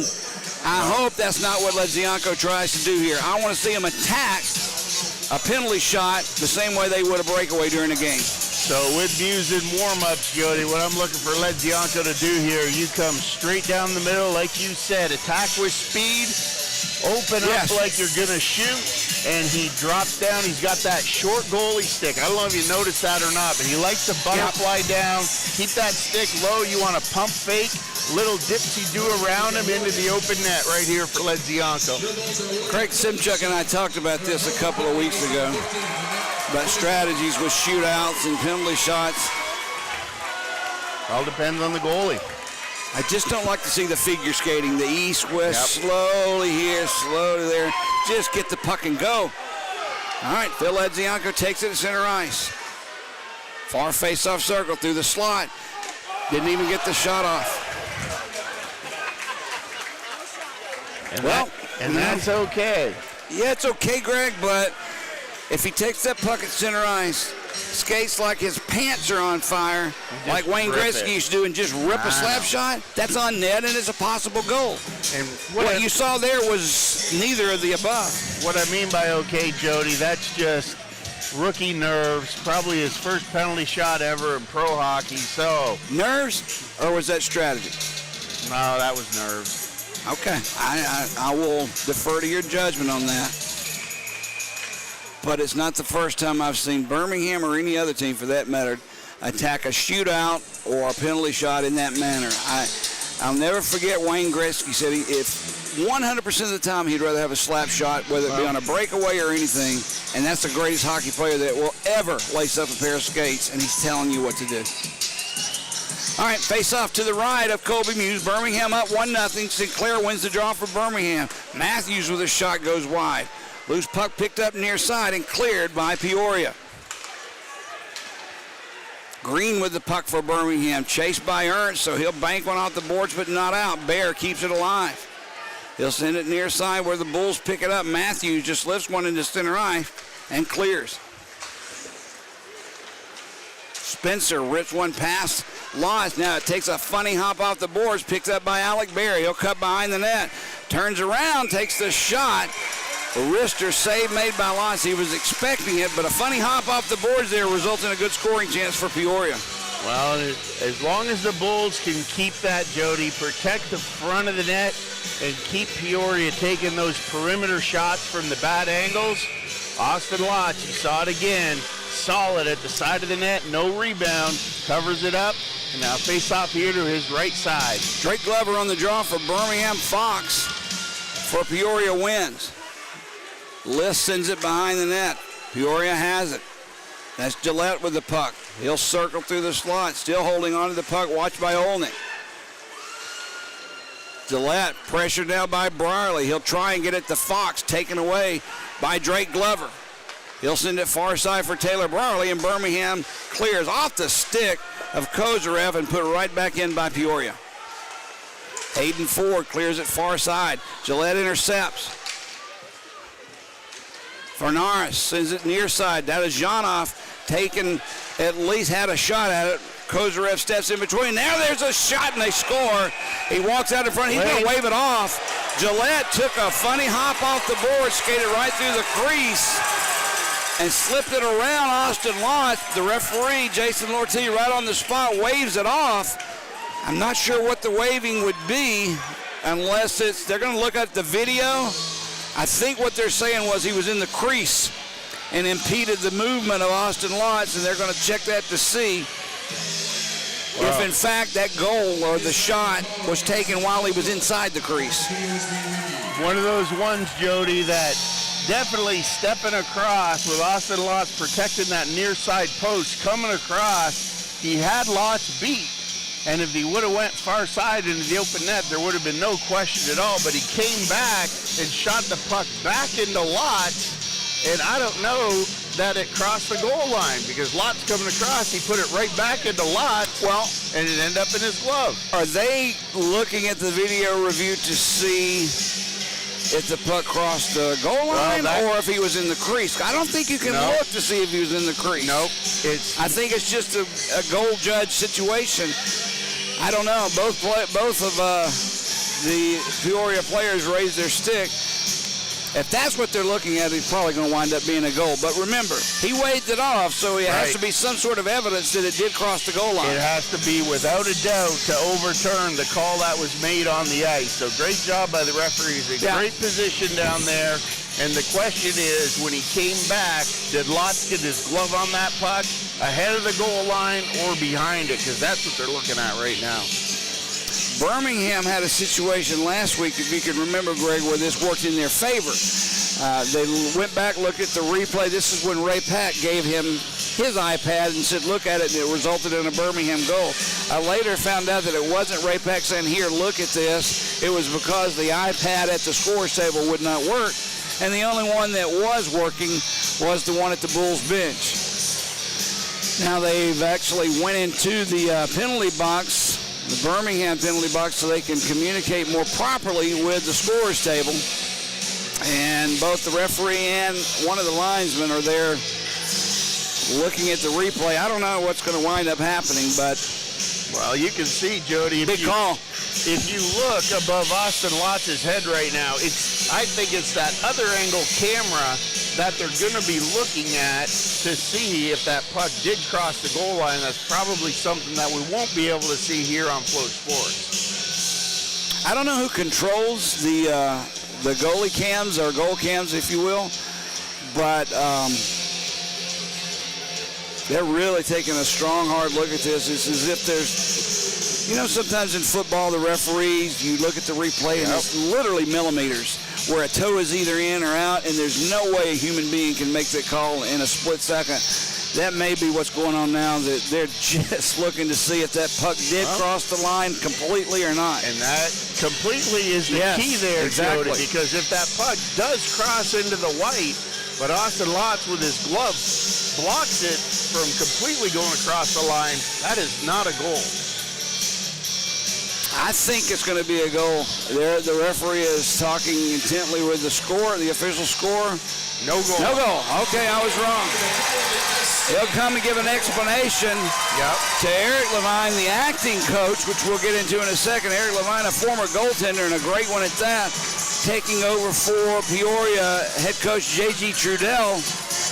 The explanation I've got why their head coach isn't here is I don't understand. He just apparently had another commitment, the way it was explained to me, through youth hockey in Peoria, and thus gave the control of the bench tonight and tomorrow night to Eric Levine. Now, I've never heard of anything like that. It may not be true. It's just what I was told by a member of the Peoria organization. Nonetheless, 1-0 Birmingham. That goal was waved off, and it stood after checking out the replay. On the draw, Bulls' Matt Clark has it. He'll try and skate away from Ernst. He just taps it in. Going after it is Higgins. Quickly, Higgins beat everyone to the puck for Ledzianko. He's hit by Gagnon. Loose puck. Clark faked the slap shot, has the puck. Takes the shot, deflected off the defense of Peoria, and they'll clear. Look out. Romeo takes the hit from Gagnon, but still puts it back in. Puck played far side, past Ledzianko and out to center ice. Birmingham picks the loose puck up there, and they'll try and turn it in. Ledzianko for his brother Phil. Backhands one around the boards. Behind their own net, Peoria plays it. Wilkie taps one into center ice for Bear. Alec Bear for Crowder. Played behind the Bulls net. Weber there chips one off the glass and around the boards. Loose puck, far face-off circle. Birmingham finds it, but couldn't connect with Sinclair. Dadazhanov sends it ahead. That's Levine with the puck. He takes the shot. That one goes wide. Rebound loose. Nazareth had it. Couldn't get a good shot off. Loose puck picked up by Nazareth. Back for Dadazhanov. There's a shot taken from the top of that face-off circle by Spencer. That one goes wide. Weber had it taken away from him by Devine. There's a shot taken far side. Goes into the netting out of play by Nazareth. So a face-off will come up to the left of Austin Lotz. Now, Greg, I haven't seen Ojic back on the ice since he went down on that knee-to-knee hit, which means Birmingham is down even more, down another forward. We're getting to see a lot of Weber out on the ice. That I'll call it an emergency signing because it basically was. I don't think he was expecting to play this much. Well, I think they're in a situation. Oh, hold on. Behind the net, List has it in the Bull zone, tied up by Ford, loose puck. There is a shot taken by Fernaris, save made by Lutz, loose puck far side. Fox has it. Fox for Gillette. Peoria starting to skate around Birmingham. There's a loose puck right in the crease. Somehow Birmingham cleared it. It was an open net for Wilkie. He couldn't do anything with it. Taylor Briley with the puck. He'll send it near side for Hayden Ford. Has Kozarev floating. Backhands one in deep. Played by Muse for Fernaris, or Wilkie that is. Far side, Peoria has it, and they'll whip it out of their zone. Gets past Clark. This one's going to be an icing coming up on Peoria with 5:19 remaining here in the second period of play. Bulls still up 1-0. And Jody, believe it or not, I actually like what I'm seeing here defensively by the Bulls, because so many times people get lost in the stat of goals against average and thinking it's all the goalie. And I tell you what, the Bulls defense, they are intense about identifying where the puck is. They're not giving Peoria a lot of time to set up, and they're doing whatever it takes to keep the puck out of the net. Off the draw, Birmingham has it. Ledzianko tips it back to the point for Romeo. Cross ice pass, shot taken, save made, rebound loose. Kick back to Clark, knocked away from him, and Peoria has the puck at center ice. Gillette tied up on a nice play by Matt Clark. Keeps him from flying in on a 2-on-1. Romeo ahead for Higgins. Gets past everyone. No icing. Puck played by Gagnon. Takes a hit from Higgins. A nice hit. Now it's picked up by McTavish. There's a centering pass from Sinclair. Off the mark. Peoria clears. Knocked down by Matthews. It comes to Trezera. McTavish on him. Ernst as well as Matthews now trying to kick it free. Finally the puck does. Bear has it. Puts the brakes on far boards. Sends it behind the net. Green's stick was held there in front. He couldn't get away. Now that is Zhanov. That was Ernst that held his stick. No call. Jordan Ernst tried to get it back at the point. McTavish was there, but he didn't clear. Lotz, look out. Taken away by Bear. Alec Bear comes all the way to the blue line, takes a shot, save made. Rebound goes far side, Gagnon. Pressure being applied now by Peoria. There's a shot deflected in front, save, and McTavish just lifts one to relieve that pressure into center ice. 3.5 to go, second period, Bulls up by 1. Matthews lost it, but Kozarev tips it right back to Matthews, far side. Played by Green, his pass is intercepted, look out, Crowder has it. Takes the shot, knocked away from him by Kozarev, and back comes Birmingham the other way. Don't have the numbers, though, so they'll send it into the near corner. Kozarev tied up, loses the puck. Back comes Devine. He'll send it far side for Crowder. Crowder had it poke checked away from him nicely by Brierly, who takes the puck and he'll send it behind his net. Ford had it, and he'll chip it out to center ice. Birmingham doing a good job defensively there as Nazareth has the puck for Peoria. He can't get past Ledzianko. Brierly takes it away. A lazy pass through the crease. Finds the stick of Hayden Ford, though, and out of harm's way. Birmingham sends it in, giving chase. Ledzianko catches up with it. There's a pass far side. Shot taken by Clark. Rebound loose, still loose. Picked up, though, by Fernaris, and he'll skate away. Gillette down low for Fox. He loses it. Matt Clark had it taken away by Fernaris. Fernaris couldn't get the pass through center ice. It finds the stick of Fox. His shot never made it through. Played behind the net. Romeo off the boards and out. 2 minutes to go here in the second period of play. Birmingham still up. A close 1-0 game, 2:07 to be exact, as an icing is called on the Bulls.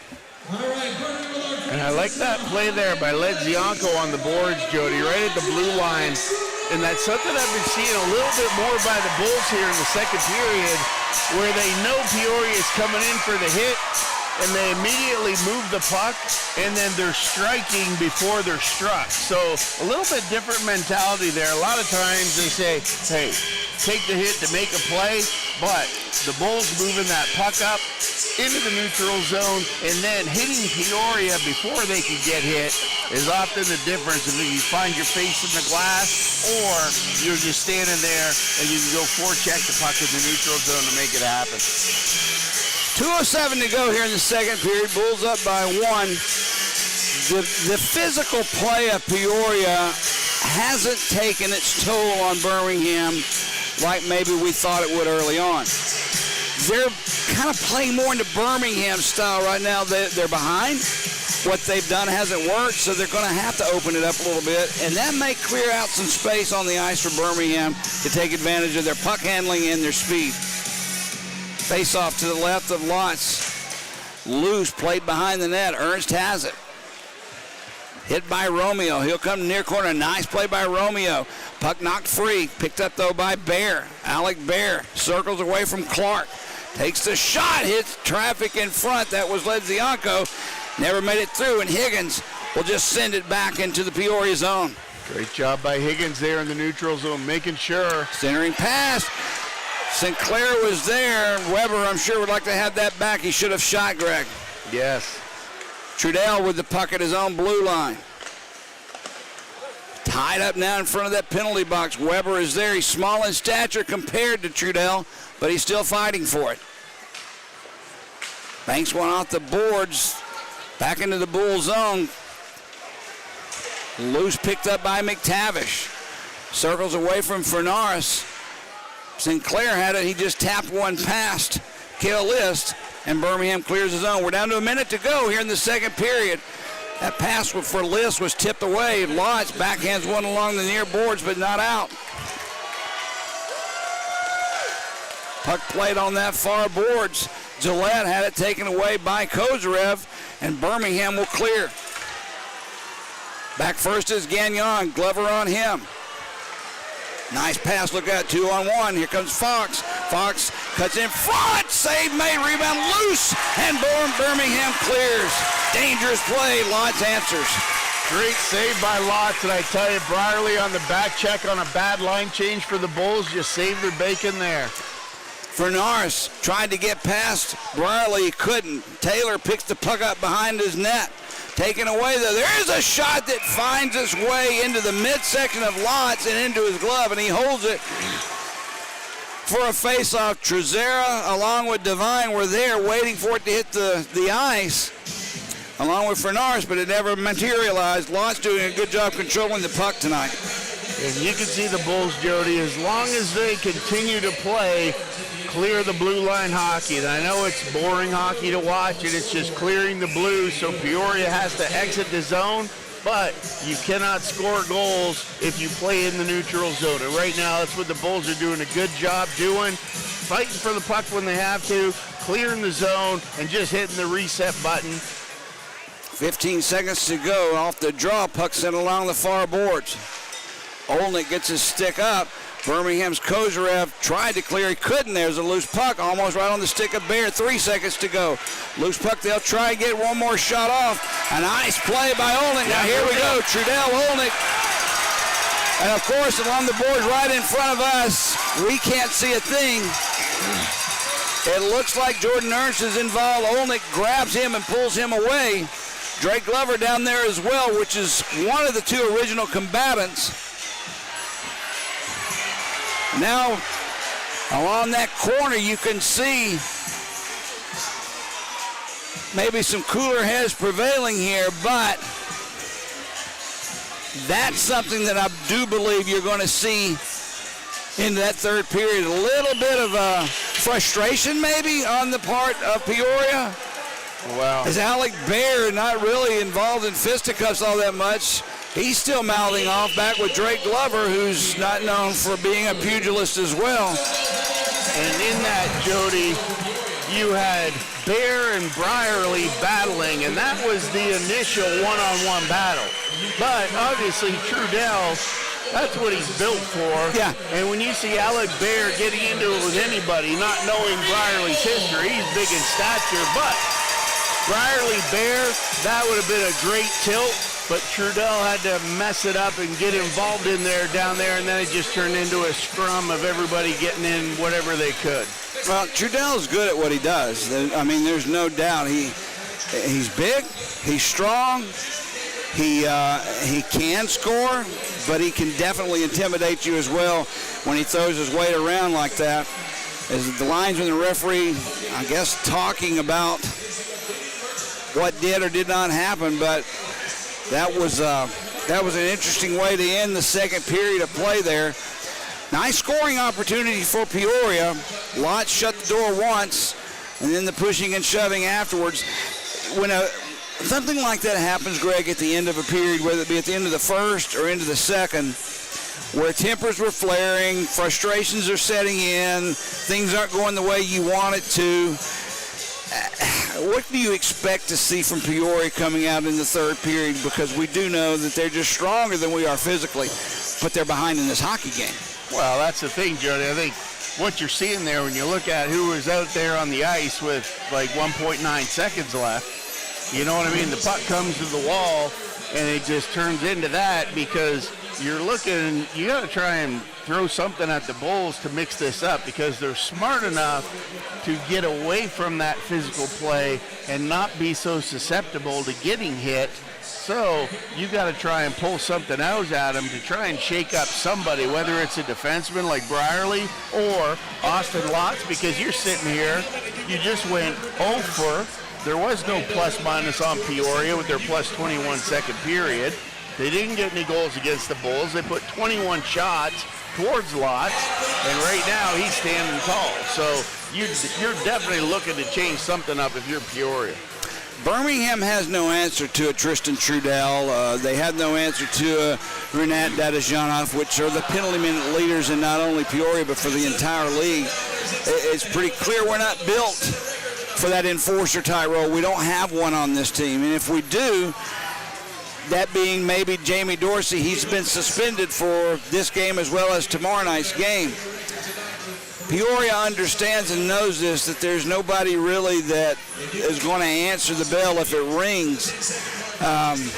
Right. So it goes back to your answer to that equation where you don't have anybody to answer the bell, Jody. The way that you stop the bell from ringing is by scoring goals. And right now, that's exactly what the Bulls have done, because as long as they can remain ahead of this game, Peoria has to try and figure out how to solve Austin Lott, and every time they keep making these big hits and going knee to knee and stuff like that, getting penalties does not help them in this situation. So the Bulls have this under control. They have to keep playing the simple game that they're playing, move the puck, and survive the neutral zone. Something new to me is shots on goal. I can remember, even when you and I first started doing this, 13 shots on goal were a half of a period for Birmingham.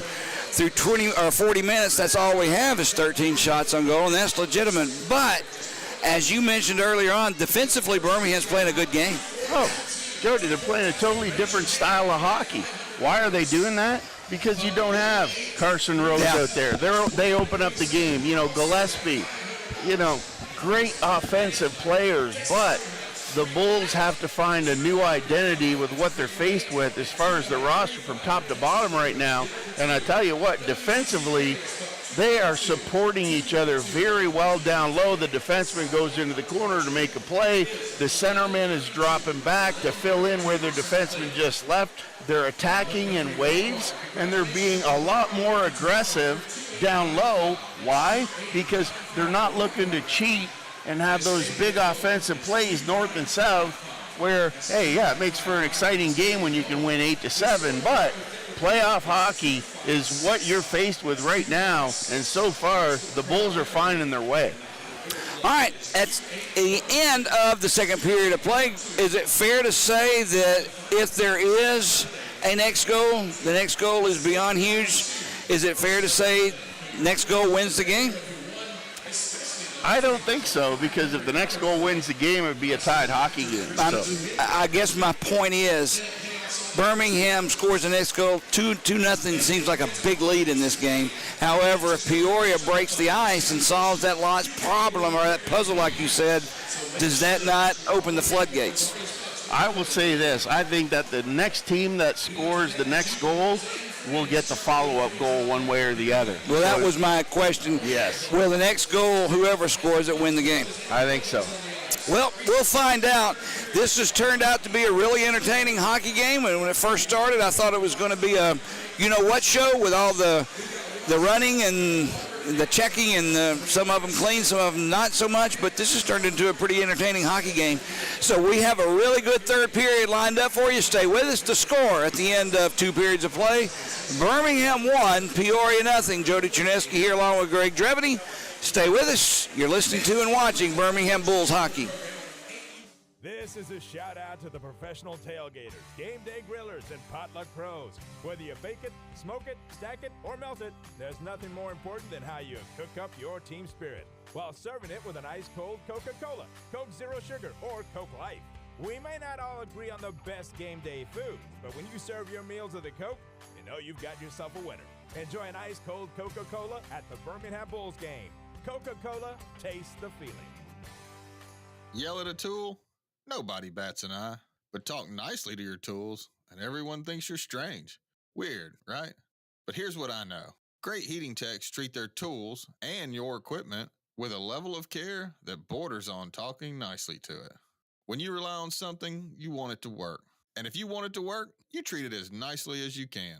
It's why fall furnace tune-ups are a really smart idea. You're going to rely on that heating system all winter, and you don't want it to fail you when it's freezing cold out. So treat it nicely now, and it'll work when you need it. Problem is, most heating companies in Birmingham don't do the deep cleaning and maintenance you'd assume comes with a tune-up.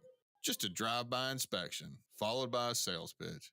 That bubbified behavior is what I started Excalibur to stand against. So if you want a no-breakdown guaranteed, talk nicely to it tune-up, call Excalibur Services.com. Alabama license number 15214. Yell at a tool?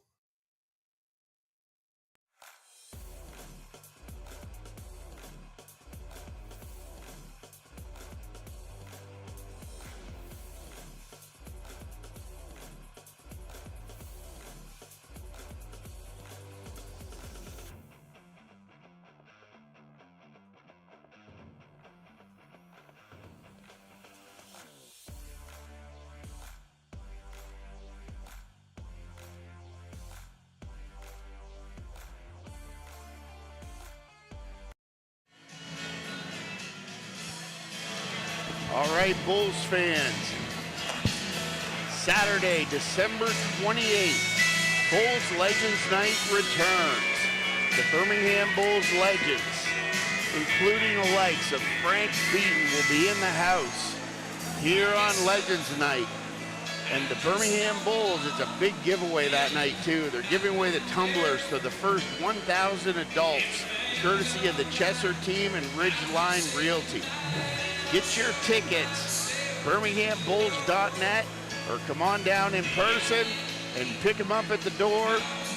Come early, see Clint back in the Bulls office, and I'm telling you, fans, this is a night that you're not going to want to miss.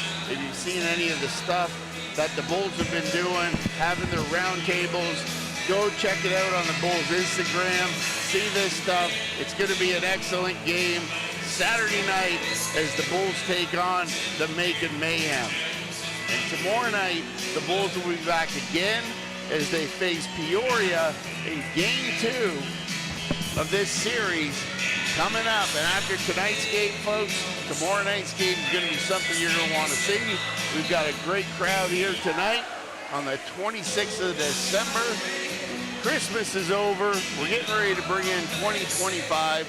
So come on down tomorrow night. Bring the kids and talk about exciting hockey. This is old school hockey, no matter how you slice it. Peoria, big physical team. And the Bulls standing tall in what likes to be playoff hockey here at the Pelham Civic Center.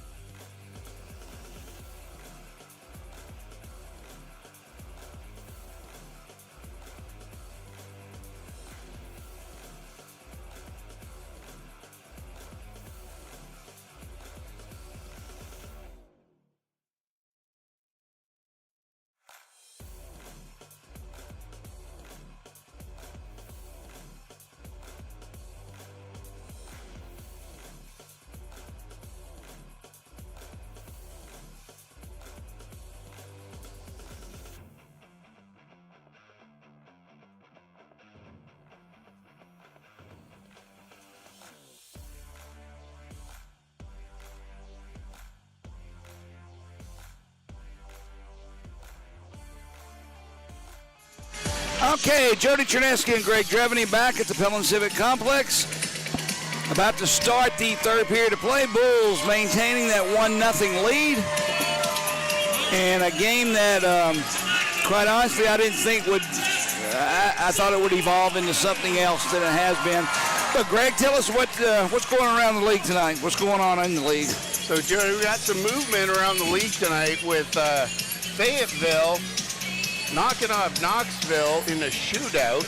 So Knoxville gets a point, Fayetteville gets 2. So that keeps Fayetteville in the running with Peoria and ties them for second place at 29 points. Evansville upsets Quad City 3-1 in an unofficial final we're looking at right now. Unofficial? What do you mean unofficial? Well, unofficial means the game just ended, so they have to process everything and go through it like that. I thought there was something that delayed it or something. No, sir. So what that does is that moves Evansville over Quad City with 22 points and puts them 1 point above Birmingham right now, as we said, as Birmingham is up 1-0 over Peoria here at the end of the second period. So this is a huge game for the Bulls to stay in line and stay ahead of Evansville, because you've got Roanoke, who's up 3-1 after the second period over Huntsville. And then another play, you've got Pensacola up 3-2 on Macon going into the third period. Well, either way, this is a very important period for Birmingham, and I'll tell you why. We've talked about how shorthanded we are in this situation. The injuries, the people on IR. We don't even know what our backup goaltender looks like, because Austin Lodge has played in every game since Hayden Stewart was put on the IR. And, I mean, there's no knock about Davidson, the backup goaltender, or anybody. It was an unknown. We don't know what he would look like.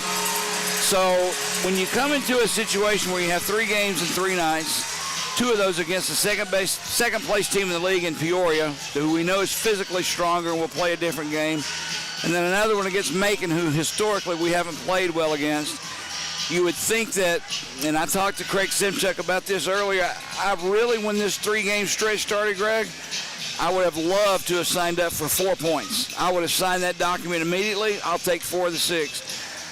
We must have 2 of the 6, though. And to get it on night 1 of those 3, that bodes well for the following 2 nights, to me, at least. Oh, absolutely. You want to come out of this 3-game stint, Jody, where the Bulls are sitting right now in 6th place, but they've only played 19 games. The only other team that's played less games than the Bulls is Roanoke at 17.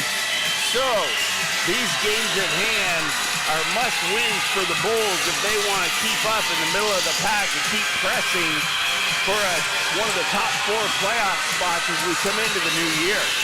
Birmingham leading at the end of 2 periods of play, an undefeated record of 7-0-1 when leading after 2.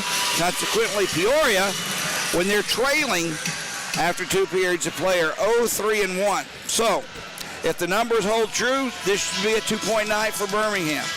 But numbers don't hold things, people do. Numbers are just that, numbers. It's going to be an exciting third period of play, and we're about set to go. Alec Bear on the draw for Peoria, Drake Glover for Birmingham.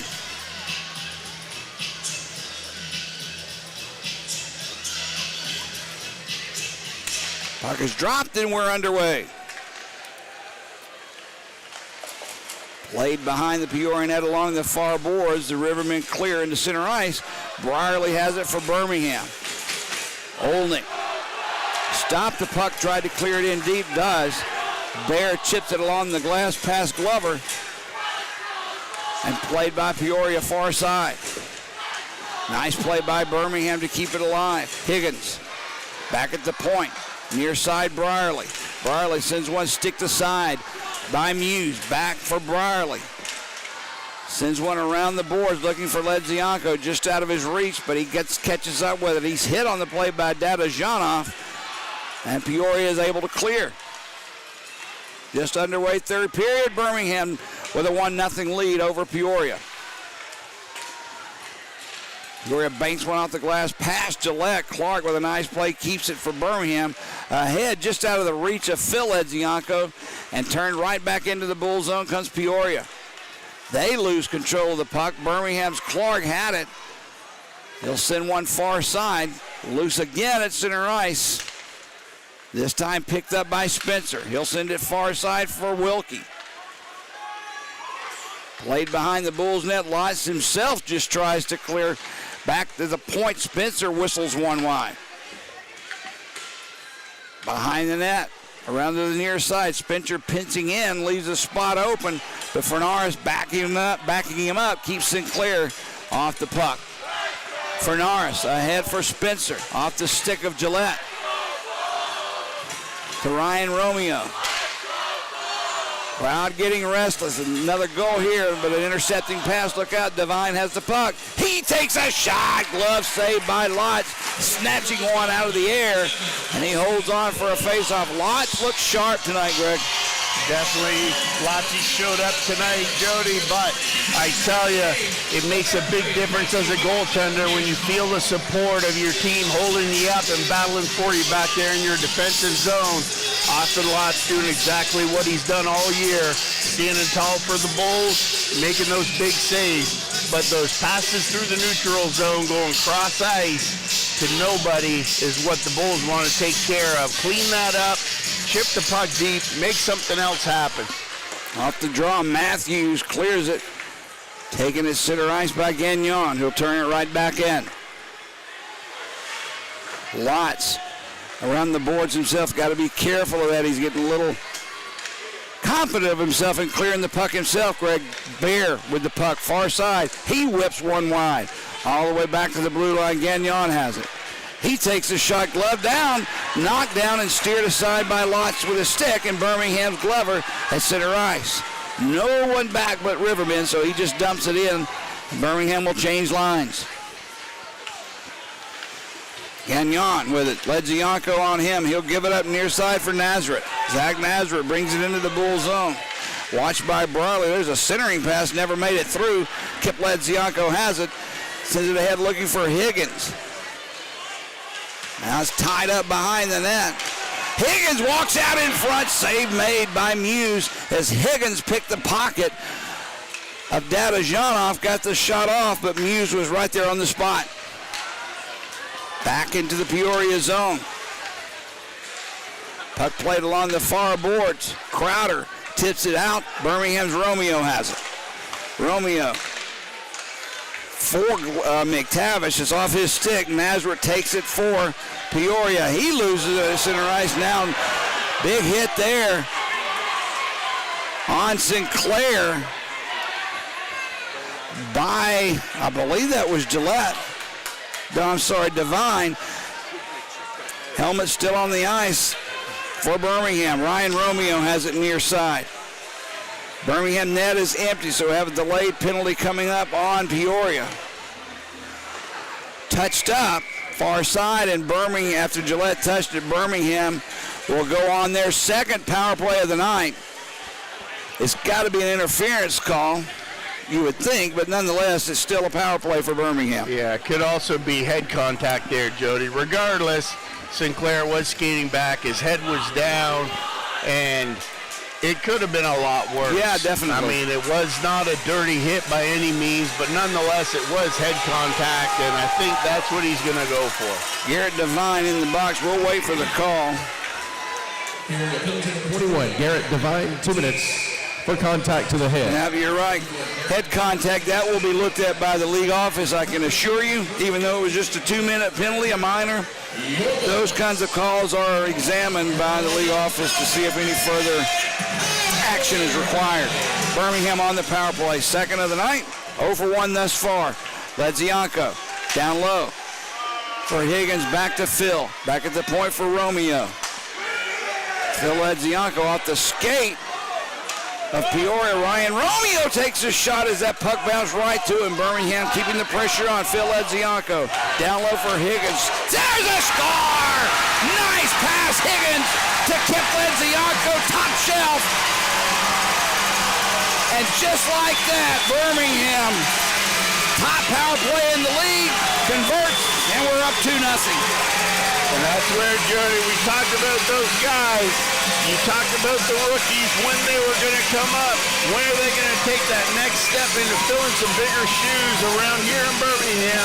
And the Legiancos have showed up tonight, and Higgins having a great night tonight, too, on his forecheck on that last play, creating something out of nothing. A heck of a pass by Higgins. His parents, we had a chance to meet tonight. They're here. So he showed out for them. That's one heck of a play by Ben Higgins. The start of this season. Here's the call. Go! Storm, number 91. Hit Lezianko. His second goal of the night, his fourth goal of the season. The assist, number 23, Phil Lezianko, and number 37, Ben Higgins. Higgins and Lezianko, his brother, on the assist. As Birmingham has the puck in the Peoria zone. Peoria is going to have to do a little bit more forechecking in the Bulls zone. There's a shot taken from the point. Trouble with it was Muse, as Birmingham now starting to crowd the crease somewhat, create some traffic in front of the league's top goaltender, Colby Muse. Hayden Ford with a nice low shot from the point. So a face-off will come back in that Peoria zone. And we talked about that situation between the second and third, Jody, where we talked about that physical game and how it can come back to bite you in a one-goal game. And there it was. Peoria took a penalty. Bulls with the best power play in the league, made no mistake. And you got a 2-0 game right now. If the Bulls get 3, Jody, then I think you're going to see something different out of Peoria. Yeah, I agree. Clark takes the shot, never made it through to Muse, only hit on the play. Now we got a call coming up. There's a hand pass. Yeah. Will come up, so the face-off will come outside the Peoria zone. You're right about that. If this 2-goal lead, I've already made it clear how I feel about 2-goal leads. I don't like them. They're scary. It means 1 goal, and it's a different hockey game either way, but you're right. If this goes to a 3-0 game, Peoria is going to be glad to send a message for tomorrow night, because these two teams face off against each other again tomorrow night. Off the draw. Chase Spencer with the puck, sends it through center ice, connecting with Gillette. Clark ties him up. Romeo will pick the loose puck up for the Bulls. Banks one off the boards, but not out. Kept alive by Peoria. Romeo steps in, gets at least in front of that pass. There's a shot taken off the left side there by Fox. That one goes wide. Loose puck along the boards. Fernaris turns, spins, has his man in front. Backhander save made by Lotz. Nice pass by Fernaris, but Lotz on the stop. As he took the puck off of Gillette's stick, bringing it right back in, though. Peoria putting the pressure on. Hits the net behind the play, and Birmingham will clear. Arm goes up for icing. This one's got to be weighed off and never crossed the goal line, and it is. Chase Spencer goes down the play. Higgins takes it away, walks out in front. Save made by Muse. As Spencer lost his edge, went down on the play. Loose puck was right there for Ben Higgins, who's had a heck of a game so far. But Muse stops him, keeps the score at 2-0 Birmingham. Great job there by Higgins, looking to capitalize, Jody. And he's another one that you want to watch as that kid continues to develop.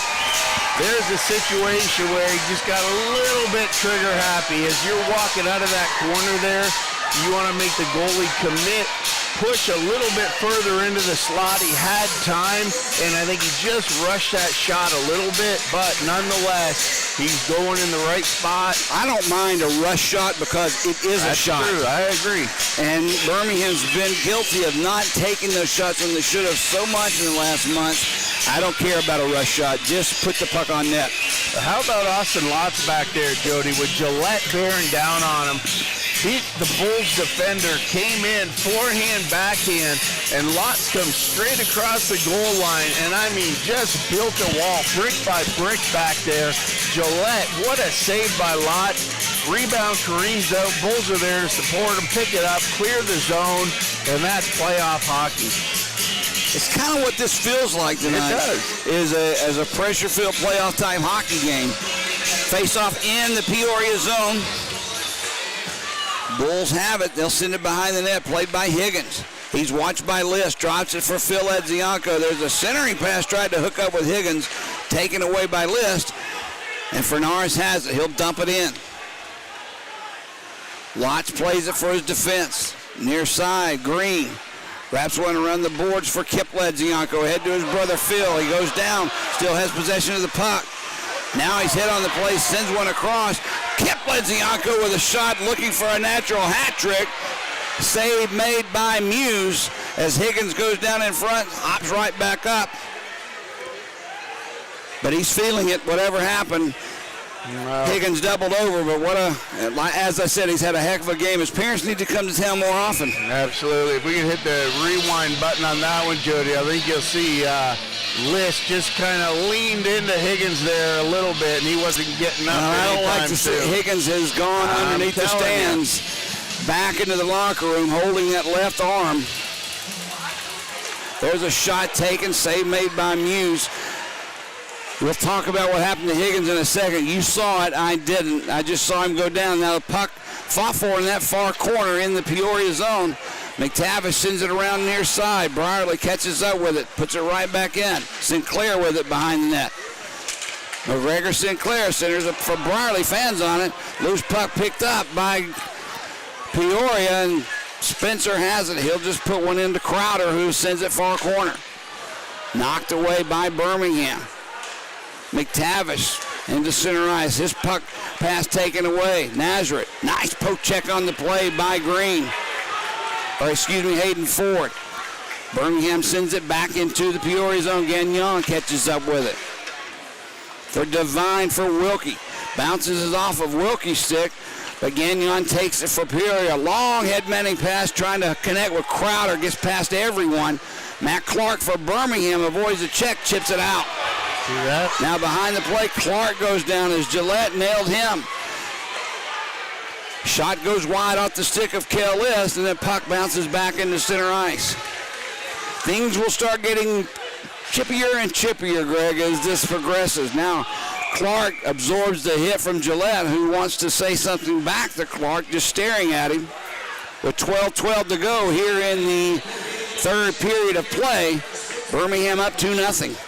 Well, Peoria definitely good at what they do, Jody, and you see that they're taking their toll slowly on the Bulls. Yeah, plays exactly. like List, where Higgins was down, he fell forward onto him, and it's not so much about falling forward, but if you're a defenseman, you fall on top of a forward, get up off him. You don't put your stick across his arm and back and just sit there and give him that extra 5 seconds underneath the pressure of your body. Same thing down here with Crowder. You know what I mean? Great escape by the Bulls defender. He gets hit by another forward coming in, and there's Crowder over the top to hit him. That's interference. Well, 2 Birmingham players have been lost tonight. Higgins the last one. Earlier on, a knee-to-knee contact took Ojic out of the game. So Birmingham now down 2 healthy skaters, whereas we started the night with barely enough to make a lineup. Now going down awkward on the play was Matthews. Head first into the boards. Kel List has it. He turns and shoots. Deflection in front. Never made it through. And Birmingham clears. 11:40 to go, third period. Great job by Green there on that play. Watts out of his net. Stops it. Drops it for Hayden Ford. Along the far boards, McTavish dumps one in. Off the boards, Sinclair is there. There's a pass back for Weber for Ford. Ford just dumps it right back into the corner. Peoria's Kel List with the puck. Now Spencer, that is. Ahead. Connects with Jordan Ernst. Brierly on him. Ernst cuts behind the net. Centering pass through the crease. There's a shot taken along the board. Save made by Loss. Birmingham has the rebound, and Weber lifts it back into the Peoria zone. He's laboring as he gets across the board. Birmingham starting to feel it. Now Olding has it right in the slot. Had a chance, but it's knocked away from him. Bear skates away for Peoria. Nice play by Kozarev. Lifted his stick and poked it away. Olding picks the loose puck up for Birmingham and wraps one around the boards. Drake Glover along with Gagnon. The puck comes free. Taken away by Trezera. He gets past Clark. Trezera centers one in front for Crowder. Bounced off his over his stick. Played behind the goal line. Gagnon has it. Clark on him. Jordy Gagnon goes down. Puck underneath both. Bodies flying and floundering everywhere now behind the net. Shot taken by Gagnon, goes into the netting. He's disgusted with himself. But we'll have a face-off in the Bull zone. I have not seen Higgins come back yet. Now on the Clark gets knocked down after the whistle by Crowder. This is how you lose control of hockey games, Greg. When the referee doesn't control what is right in front of him, then the players have no choice but to try and do something about themselves to police their own situations. Well, that's a situation there where Clark and Crowder, they were having words, but to just stand there, if you give a guy a shot after the whistle, Jody, that's just that's a deuce for unsportsmanlike conduct. At the very least. And then it stops. But here we are, and it continues. But I will say, even Austin Weber back there on that defensive play, every player on the Bulls team is committed to supporting the puck defensively down low. Off the draw. Puck comes through the goal mouth, steered aside by Green. On the far boards, McTavish has it. He tried to set it up for Lezianko, knocked away. Look out. Here comes Peoria with a shot. Save made by Lotz. As I believe that was Devine. Zach Devine came in all alone. Yep. Lotz is now slow to get up. His own man ran into him, though, Greg. I believe it was Green trying to get back defensively. Ran into Lotz. Now we have pushing and shoving. That's Gagnon, along with Matthews. Lotz holding that left shoulder, Greg. I want the fans down in front of us, Jody, hollering, fight him, but, you know, I don't know. I don't want to see Austin Lotz do anything but make saves. Not Austin Lotz. Don't get me wrong. Now the penalty box door is open for Green. So back to the power play will go Peoria as Green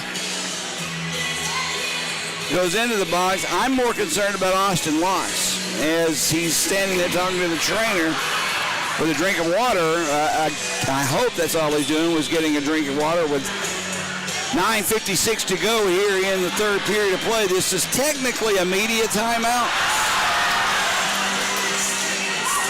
But you would know more than anybody about Lotz. It looks like he's going to be okay. He goes back to the crease, but he was very slow to get up. It is, and it's one of those things, Jody, where you talk about how your big bodies influence the game. And right there that's why I really like when the Bulls were, for lack of a better term for everybody at home, whack-a-mole. You get the puck on your stick in the defensive zone, just whack it out of the zone. Yeah. Who cares where it goes, but it keeps Peoria from getting plays like that where they drive down the outside and those big bodies. When they cut towards the net on those hard angles and they've got a Bulls defender with them, there's going to be contact and it's going to send Austin Lotz into the post, and you got the goal stick and you got players and bodies, and that's just a situation the Bulls want to avoid at all costs. Corson Green into the box for cross-checking is the call. This will be Peoria's third power play of the night. 0 for 2 coming in. Ernst goes down as Hayden Ford tied him up. Now a loose puck. I don't think Lotz knew where it was, but the puck was cleared by the Bulls back in the Peoria zone. That puck hit Lotz and careened about 6.5 feet up, and it was knocked down with a high stick, but fortunately cleared the zone for the Bulls. Now Ernst behind the Bulls net catches up with it first. Jordy Ernst. He draws it for Trudell. His shot didn't get through as Ford tied him up and blocked the shot. Wilkie keeps it alive. Far side for Bear. Brierly steps in between that pass. Gillette has it. Back out for Ernst. On the power play, Peoria trying to keep the pressure alive. We're down to 1:10 to go at power play time. There's a pad save made by Lotz off that shot. Wilkie sends it for Ernst. Takes the shot, save made, rebound loose. Birmingham, Brierly clears down the ice. Good job by Lotz. Excellent play by Brierly. Not panicking there with the puck. Found a lane and just cleared the zone for the Bulls. Kel List sends it ahead. Fernaris has it real quick with the puck. Good on the stick handle as well. Spencer. Far side. List takes the shot. Never made it through. Knocked down in front. Still loose. Birmingham's forward. Clears it. Or excuse me, that's Higgins. Clears it down the ice. Good to see him back out there. 30 seconds to go. Power play time for Peoria. Fernaris. Drops it back. List has it. Near side, Spencer takes a shot well wide of the net. Bounce off the glass. Back at the point for List. List gives it up to Fernaris. Return for Kel List. From the point is Rister knocked down in front. There's Spencer fanned on that shot as it skipped over Nazareth's stick. We're down to 5 seconds of power play time remaining. Down in front goes Clark. And this one's not going to be a call. No arm is up. Birmingham clears the puck, killed the penalty, back at full strength. We'll watch for Devine. I don't think he appreciated being knocked down. Zach Wilkie brings it behind the net. Holding on to the puck, the defenseman steps outside. That's offside. They have to give it up. 3-on-2 if we hurry the other way. Kozarev with it. Drops it back. Shot by Olnick. Save made. And Hughes holds on. Play picking up as Peoria is going to have to at least open things up a little bit defensively. Now Trudell gives the stick a lot of that to Olnick. Technically, most would call that a slash. I would as well, especially when it's after the whistle and it's right in front of the linesman and official. But at this point, I just want to keep things as they are. That's it. Just keep it rolling. Don't get sucked into anything stupid and just keep playing whack-a-mole. Off the draw, Green comes in from his position, sends it into the near corner. Poked away from Wilkie by Higgins, who has the puck. Higgins back for Green. That shot goes past everyone. Far side, there's a shot loose right in the slot. Picked up by Ernst.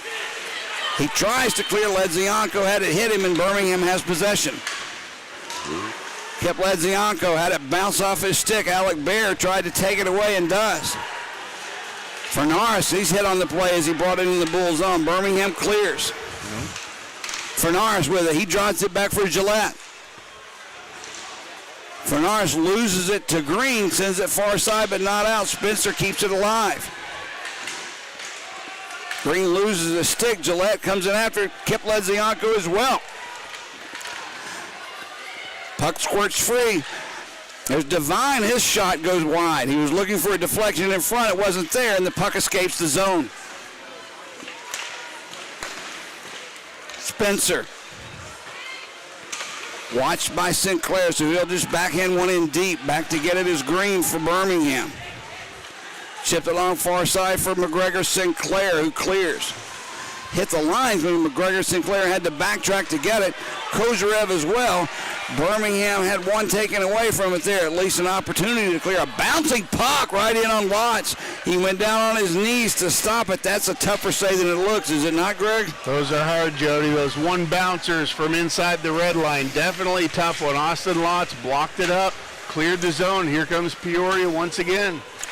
They'll send it into the Bull zone. Lotz out of his net, stops it. Quick. Look out, he cleared it, held on to it a little too long for my safety, but nonetheless it worked. Wilkie back to touch up, and icing is called on the Birmingham Bulls. Am I overreacting, Greg, when a goaltender handles a puck a little bit more than possibly they should? No, it's just, this Pelham Civic Center is really a hard rink to play as a goalie, Jody, because those dividers of the glass back there in those corners are so close together. Have you noticed the lights? Yes. Have went dim in this building or on the ice. Now it's back up now, but for a split second there, I say a split second, a good 10, 15 seconds of playing time, it looked yellow, dingy. We'll have to get Michael Bell on that one. Off the draw. Peoria has it. Birmingham's Olnick now takes it. He gets a hit on the play. Loose puck picked up by Gillette, and he'll bring it back into the Bull zone. Gets past Romeo. Romeo, nice play. Gets back defensively, hits him, costs a turnover.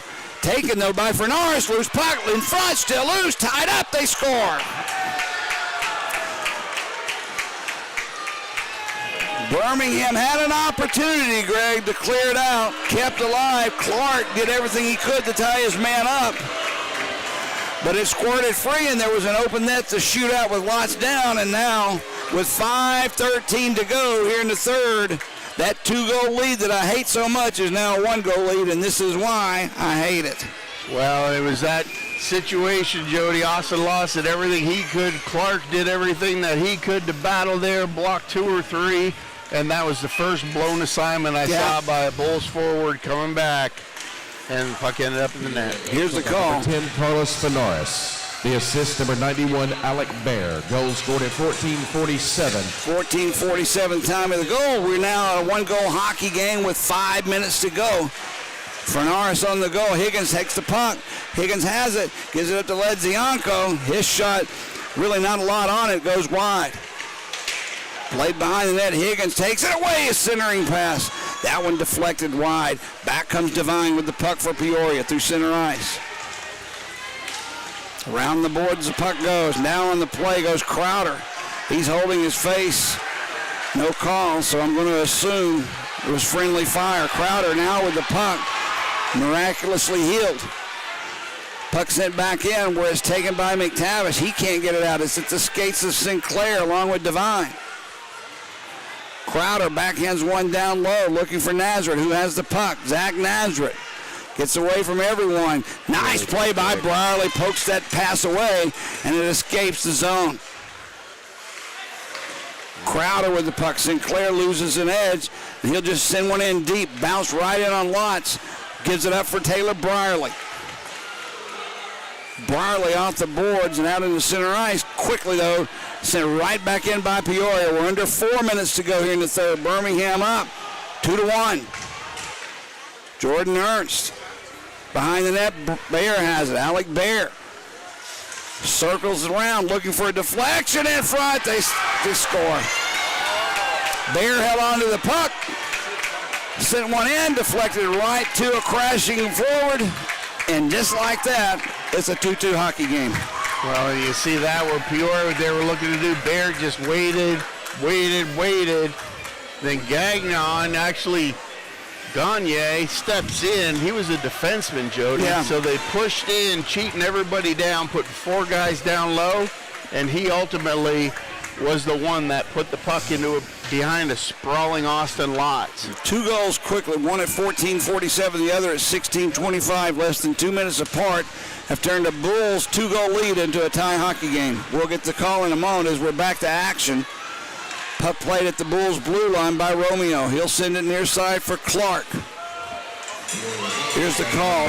14, Jordan Gaynor. The assist, number 91, Alec Bear, and number 11, Jordan Ernst. Goal scored at 6. Ernst and Bear on the assist, Gagnon on the goal. Puck in the Peoria zone. Glover has it. Back at the point, slap shot, Clark. Knocked down in front. There's a shot by Olnick. His goes wide. Romeo has it for Clark. Down low. Spins by Glover, that is. His shot goes high and wide.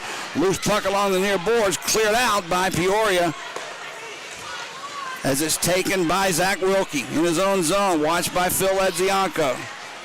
His pass intercepted by Kip. Turns it right back into the Peoria zone. Zach Wilkie with the puck, far boards. Lifts one high and out, tried to set it up for Ernst. Nice play by Green. He set that play up. Green put it right back into the Peoria zone. Bulls bench calling for a penalty. None was called. As an icing would be called on Peoria. Head coach Craig Simchuk visibly upset about something, Greg. I don't know what he saw. I guess a high stick could have been called on the play is what he's saying. I missed it, though. I think if the Bulls defender, Romeo, Jody, as that puck was bouncing, and he knocked it down with his hand and stepped up here close to the board, skated past Ernst. And Ernst just tried to take a whack at the puck, but he actually broke his stick in half over Romeo, and that was the loose stick that you saw kicking around there in the neutral zone. So right in front of the Bulls bench, definitely got Coach Simchuk hot, and no call. 2-2 the score, 2:20 to go here in the third. Not quite sure what to expect, but I do know this, the momentum has quickly shifted into into their hands. They seem to be the confident team. Birmingham seems to, they got to turn the pressure on though, Greg. I mean, we're not going to win the game with 2 goals. So you got to do something. We're quicker, we're faster. We got to take advantage of that the last 2 minutes. You can't make mistakes, but you just can't sit back either. You can't take your foot off the gas. So we'll see the Bulls. They got the right idea here. Moving the puck quick, lots of shots. Get down in front of Muse, create some traffic, and bang home a rebound. Face off to the left of Colby Muse. Sinclair wins it for Birmingham. There's a shot taken, steered aside by Muse. And on the near boards, Nazareth chips it free. Matthews for Green. They'll set it far side for McTavish. He can't get past List. Goes down, penalty call.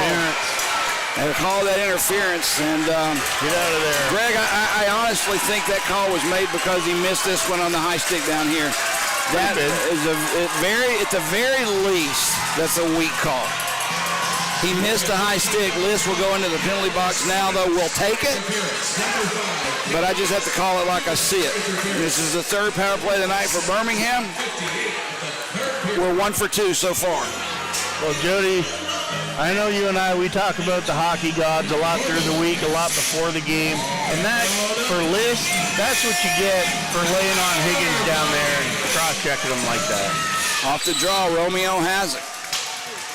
For Ledzianko. The pass tried to cut through, looking for a deflection, easily cleared by Peoria. Romeo back to get it behind the net. We're under 2 minutes to go here in the third. Birmingham, unless another call is made, will be on the power play throughout the period. Higgins takes a big hit from Dadajanov. Birmingham has the puck down low, back at the point for Romeo. He gives it up for Phil Ledzianko. Down low, it's play for Higgins. Looking in front for Olney. Gets past everyone. Romeo keeps it alive for Birmingham. Pass through the crease. Ledzianko try to pass or try to shot. That one goes well wide, and it skips past Romeo into center ice. Penalty kill change for Peoria. Wilkie and Ernst out, along with Devine and Trezera. Down to 1:05 to go in the power play. Taylor Briley will take the puck away. Looks behind him for a place to go. Briley brings it in, drops it for McTavish. Return for Briley. Sends one around the far boards, trying to set it up for Sinclair. Almost a mistake. Sinclair drops it back. That's centering pass, and the shot goes wide. McTavish didn't get all of it. Taylor Briley with the puck, far side. Set up for Kozarev. Return for Briley. Briley's shot stopped by Devine. There's a cross-ice pass knocked down in front by Wilkie. Tries to clear Briley. Good job. Hustles over for Kozarev. Down low for Glover. Briley takes the loose puck. We're down to 20 seconds of power play time remaining. Sinclair with it. Back for Briley. His shot blocked by the defense. Loose. Still at the skates of Devine. Kozarev, a nice job, takes it away. Down low, McTavish tried to walk out in front. There's a shot, never made it through as the defense of Trezera blocked it, and that'll do it. Trezera feeling it. That'll do it for regulation. Birmingham had a great opportunity there, Greg. Late on in that power play, but just could not convert it and get it past that low line of defense for Peoria. Well, they're working it down low, Jody. They're moving it across, making good plays, good passes, but you could see the intensity on the Bulls trying to pull it out in regulation. Nonetheless, that's a huge point they pulled down so far. And I will say that coming into overtime, Jody, when you go 3-on-3, this is where being tough and being physical isn't going to help you. No. I like the Bulls' odds here going into overtime. Don't say it. I know what you're going to say. I know. We got to change the way things have been going, Greg. And this is the game to do it, Jody, because we've changed so much in the culture, in the defensive style of play tonight. And you know what? We're here in a 2-2 hockey game, and this is the night that things turn around for the Bulls. Both teams have the same identical record this season in extra time. Both teams have played in 4 games. Both teams are 1-2-0-1. So, that said, you're right, 3-on-3 hockey. This plays right into Birmingham's advantage. We don't have Carson Rose out there, nor do we have Michael Gillespie, but we do have others that can step in and skate. Now, we're going to see Alec Bear probably for half of this extra time. We know that for he is their leading scorer for a reason. He's going to see a lot of the ice. Romeo is out with the Ledzianko twins. is this the point where you look at the Ledziancos and say, okay, go do your thing? Well, this is where they work their magic. They've been playing together for how many years together on the same line? Since they were 4 years old, they told me they've been on the same line. Well, and we'll give Romeo a shot with them, and then after Romeo comes in, Brierley's got to be the next D up, and with his speed, he's going to make things happen. Off the draw, Romeo has it. He's pressured by Divine, so he'll give it up for Kip. He drops it back for Phil Ledzianko. Wilkie back defensively. It's more important to maintain possession in this, in my opinion, early on than to bring it in and set up the perfect pass. Romeo has it in his own zone. He's watched by Gillette, so he drops it back for Phil. Brings it into the Peoria zone, puts the brakes on. Drops it for Brierley. He'll just bring it right back out. He didn't like the setup. So we'll try it again. Now Drake Glover out on the ice. Has Brierley with him. Glover will bring it in. Look out, he dropped it back. Bear intercepts. Kozarev better get back in a hurry. There's a centering pass for Fernars. He walks in. Save made by Lotz. He didn't know where the rebound was, but a lazy pass in the offensive zone almost resulted in the giveaway. And it was a giveaway, just not the goal. Birmingham's Glover has it. Drops it back at center ice for Matt Clark. Under 4 to go.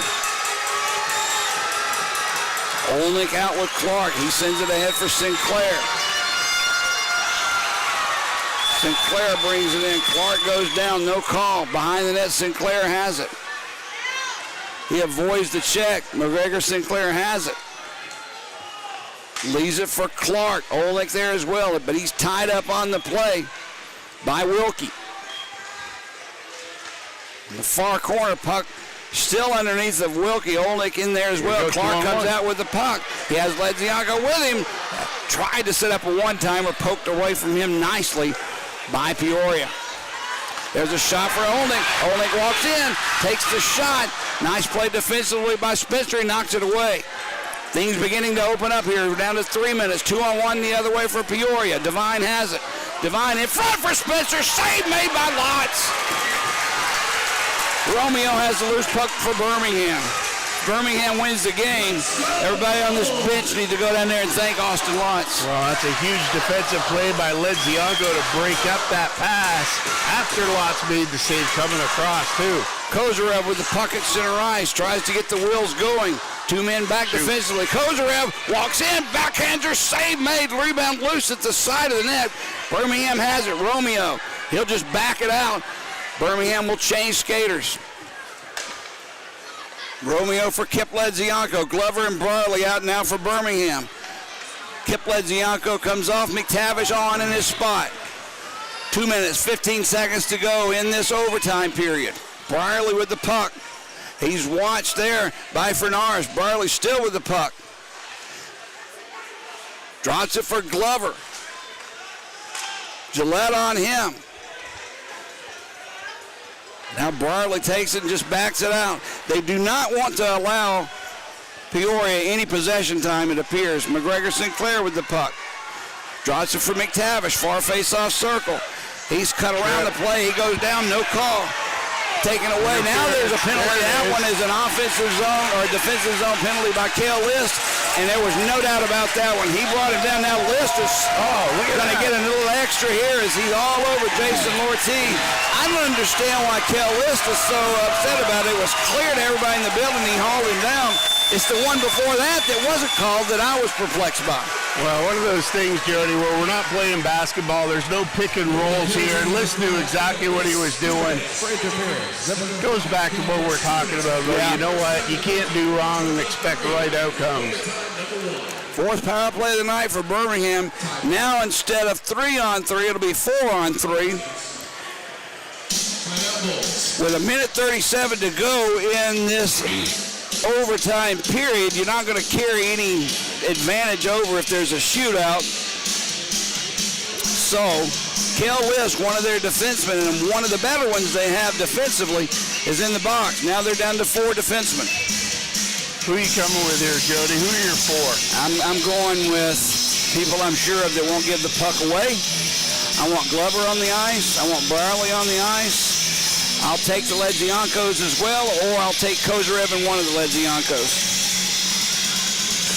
I don't know. I wouldn't. After that pass that Ben Higgins, I don't know if I wouldn't go Higgins out there. Higgins just is a very... just for a little look. Kozarev, Higgins, Glover, Brierly.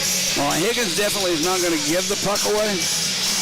But right now, Glover, Kozarev, Sinclair, and Brierly. Well, Sinclair on the draw makes sense.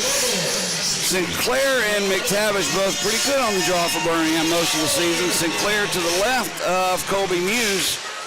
Puck is dropped, played into the corner. Birmingham's Kozarev goes in after it hard. Now it's loose, picked up. I'm surprised no call was made there. Yeah. Brierly has the puck. He'll play it down low to Glover. Return for Taylor. Now Drake Glover has it along the near boards. In no hurry to make any mistakes. Sends it far side for Kozarev.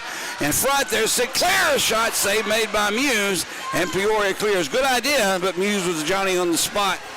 Well, that's it. They're looking for that seam for that fourth open goal. Taylor Brierly slowly brings it in. They'll call offside on the play. I believe Glover was in ahead of the play, so a face-off will come outside the zone. 57.6 seconds remaining in the overtime period. A minute 21. Irrelevant beyond the 57.6 seconds remaining, but Birmingham with a 4-on-3 advantage. If I'm the Bulls here, Jody, and I get the puck inside, I'm not looking for a little dish. I'm looking to go high, bar down, rocket shot on Muse here for the win. Taylor Brierly with the puck. Gets past Wilkie. He'll give chase. Catches up with the puck. Lost it. Wilkie smacks one out and around the ice and down. Lotz leaves it for Kozarev. Ledzianko out now with Nikita. Kozarev drops it back for Brierly. Gains the blue line. Drops it for Glover. Return for Taylor Brierly. Down low for Kozarev, return for Brierly. Near side, Phil Ledzianko. Down low, a shot by Glover. That one just goes wide near side. That was the shot they were looking for. 15 seconds remaining. Brierly with the puck. Sends one around the boards. They have to get possession one last time. Muse tries to clear it himself. He can't. Holding, cross-ice pass. Brierly with the shot save made by Muse. And the clock expires, otherwise the rebound was right there. And Birmingham and Peoria will go into a shootout. I don't know, Jody, shootout, or do you want to see more 3-on-3, or do you like the old school 5-on-5 overtime? You know, I'm so old school, Greg, I'm okay for a go home with a tie. I don't understand the whole process of, hey, you lost, but we're going to give you a point for losing, you know? You get 2 points for a win. I'm okay for an overtime. If you win, you get the extra point. But there's 3-point hockey games. I don't like that mentality of here's an extra point for losing. I don't know. Otherwise, just give them each one and say we'll settle it. That's what night. I'm saying. Back in the day, at the end of regulation, if the score was tied, each team had a point and you went home. I'm okay with that. But the reason we don't is because the fans find this more exciting. The fans drive the revenue. They spend the money on tickets, on TV. It's just a process. I enjoy a good hockey game, but you want to have the extra 5 minutes, 10 minutes, okay. But I'm not a fan of this shootout. Ernst will be the first shooter for Peoria. Let's see how he handles this. Skates in right through the slot, puts the brakes on, slows down, takes a shot, save made by Lotz. Wow. Why would you stop in the slot? Just to throw the goalie off, Jody. It's about rhythm, and I'm telling you, that looks easy for Lotz, but that is such a hard save to make. That was unbelievable. Sinclair out for Birmingham. He'll be the Bulls' first shooter. Now, this is where shootout in practice comes in, Jody. Sinclair goes wide left side. Makes a move, backhands one just wide. Muse backs into his own net. He hit the post really hard, but he seems to be okay. That I prefer of a move from Sinclair more than this back and forth and then stop. I'd rather just have a nice come down, shoot low block. Me too, 100%. All right, Wilkie brings it in. Takes the shot, Good save, man. Pad save by Lotz. He had to do the splits to do it. Nice move by Zach Wilkie. Better save by Austin Lotz. I'm telling you, Jody, he came down, opened up like he was going to shoot, froze Lotz, pushed across, and Lotz was there to make the save. All right, here comes Kozarev. Goes wide right. Kozarev right through the slot. Score! He made Colby Muse make that one last move, and he was able to go back for the backhand to a forehand, and he slided past Kozarev. The Estonian gives the Bulls an advantage in the shootout. You talk about stick handling in a phone booth, Jody. What a move by Kozarev. I think he even faked himself out. Here comes Alec Bear, the former Bull. He goes wide, almost against the boards, cuts in through the slot, waits on Lotz to make a move, and that shot high and wide, not even close. So it goes 5 shooters, I guess, not Right, three, huh? 5. I'm thinking old school East Coast days. Brierly, the defenseman, will get a shot at the shootout. Let's see how Taylor handles it. They weren't ready, so he's got to do it again. They got to reset the puck, though. Yep. The linesman sets the puck, and here comes Taylor. How about a slapper? That's what I want, a slap shot right in the slot. Brierly cuts in, takes the shot. That one goes high off the netting. And for Norris, looks like the shooter now coming out for Peoria. Brierly had the right idea there. You saw Muse came down. He crouches low, and that top corner opens up. Carlos Fanares has 5 goals on the year. He's quick with the puck. He's not bad stick handling either. Slowly, though, skates down. Far face-off circle. Cuts in, takes the shot. Save made easy by Lotz. Again, I don't understand the strategy involved with these shootouts, no matter which team is doing it. They're playing right into Austin Lotz's strength, Jody, because he is so patient back there and he's so quick to move. Drake Glover will take it now. Takes the puck, crosses in off the blue line, crashing in hard. Takes the shot. Nice save by Muse. Nice shot by Glover. Just a nice save by Muse is all I can say. So 5-4. Bulls up 1. Divine, Lotz with a save. We win. Divine takes the puck right at that Bulls logo. Cuts wide right. Back to the left. Save made by Lotz. And that'll do it. Birmingham, for the first time in a long time, Greg, gets 2 points in extra time. Coming into this, we had lost 9 out of 12 the last time we went into extra time. Birmingham takes it tonight, though, in a huge, huge, huge win. Taking 2 points away from Peoria and a 3-2 win for Birmingham. This was a big win, and I'll tell you why. We did it without a full complement of players. We did it to a team who is physically stronger, bigger, and badder, if you will, than us. And we did it to a team that's in second place in the league. And we ended this 4-game skid, and now hopefully we're back on track. Well, it's that situation, Jody, where you get rewarded for putting in the work tonight, and that's what the Bulls did. And you talk about how important this is for morale and this new style of hockey that they're playing, where they're thinking defense first. Unbelievable win by the Bulls here. 3-2. Bulls over Peoria. What a game by Austin Lotz. But you can go down the list. Ledziankos, Higgins, Ford had a great game. Brierly, great team effort by the Bulls, and they came out victorious. Well, we weren't asked to input the 3 stars of the game tonight, but if it's me, I'm going with Lotz, I'm going with Higgins, and I'm going with Kip Ledzianko. But we'll see who they give. I know they'll give it to Kip Ledzianko because he had 2 goals. But Higgins had a whale of a game. Brierly always has a heck of a game. I haven't seen him have a bad game this year, Greg. Not once. So this was a big win. I did not expect it.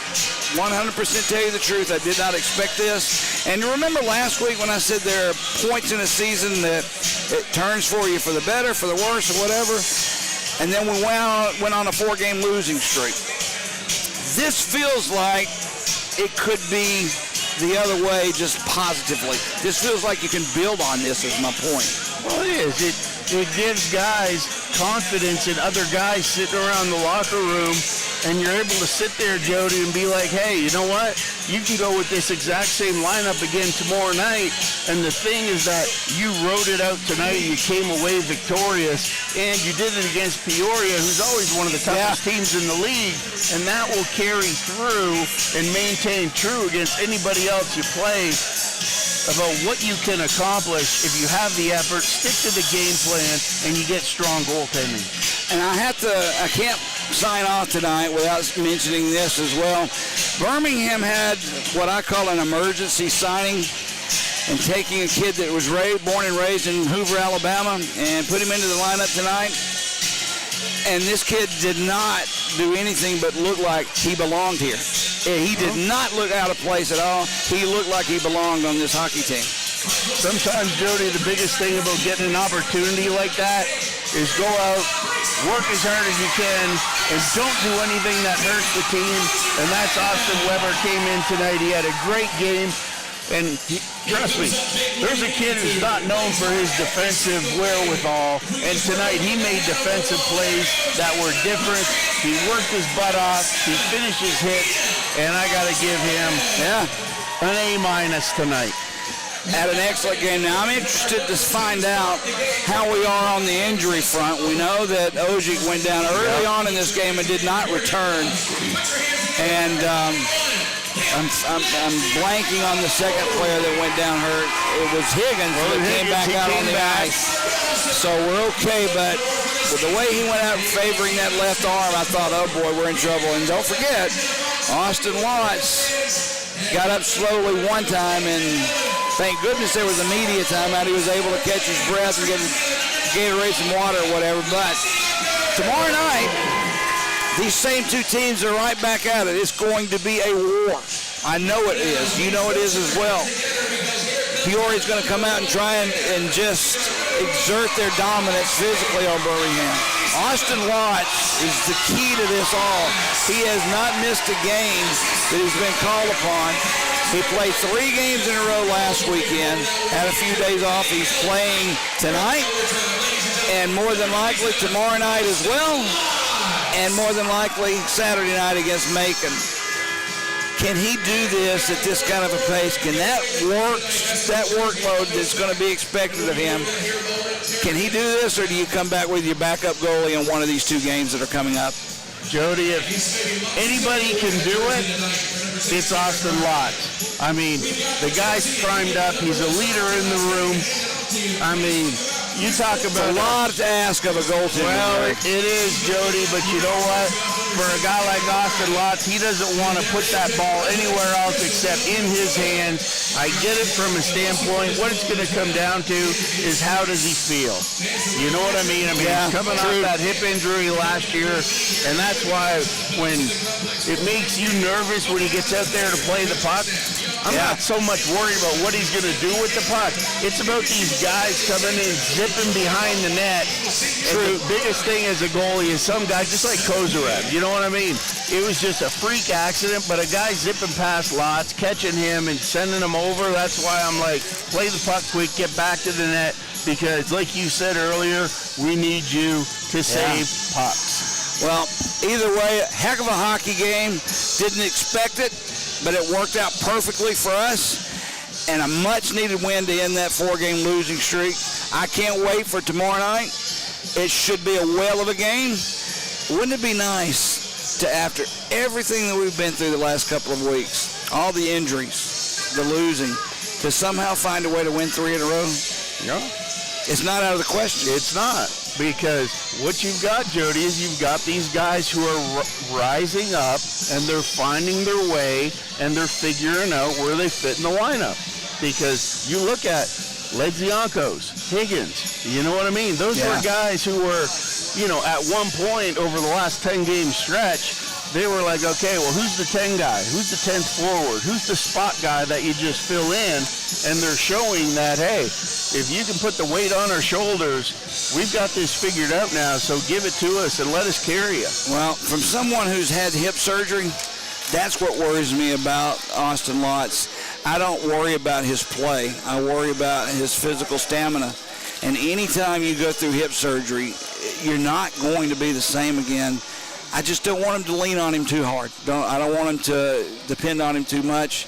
That's why you have a backup goaltender, but I agree with you. Austin Lyons is not going to give that.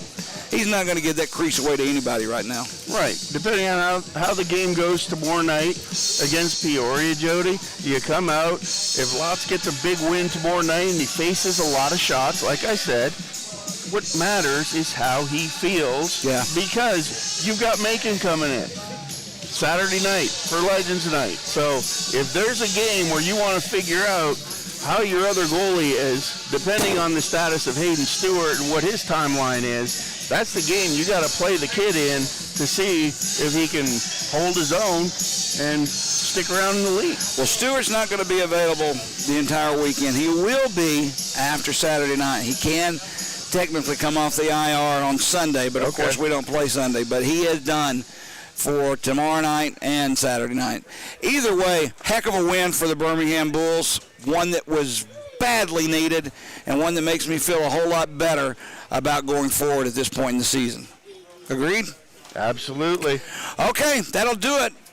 From the Pelham Civic Complex, for Greg Dravany, I'm Jody Chernesky. Final score, Birmingham 3, Peoria 2 in a shootout. Thanks for joining us, everyone.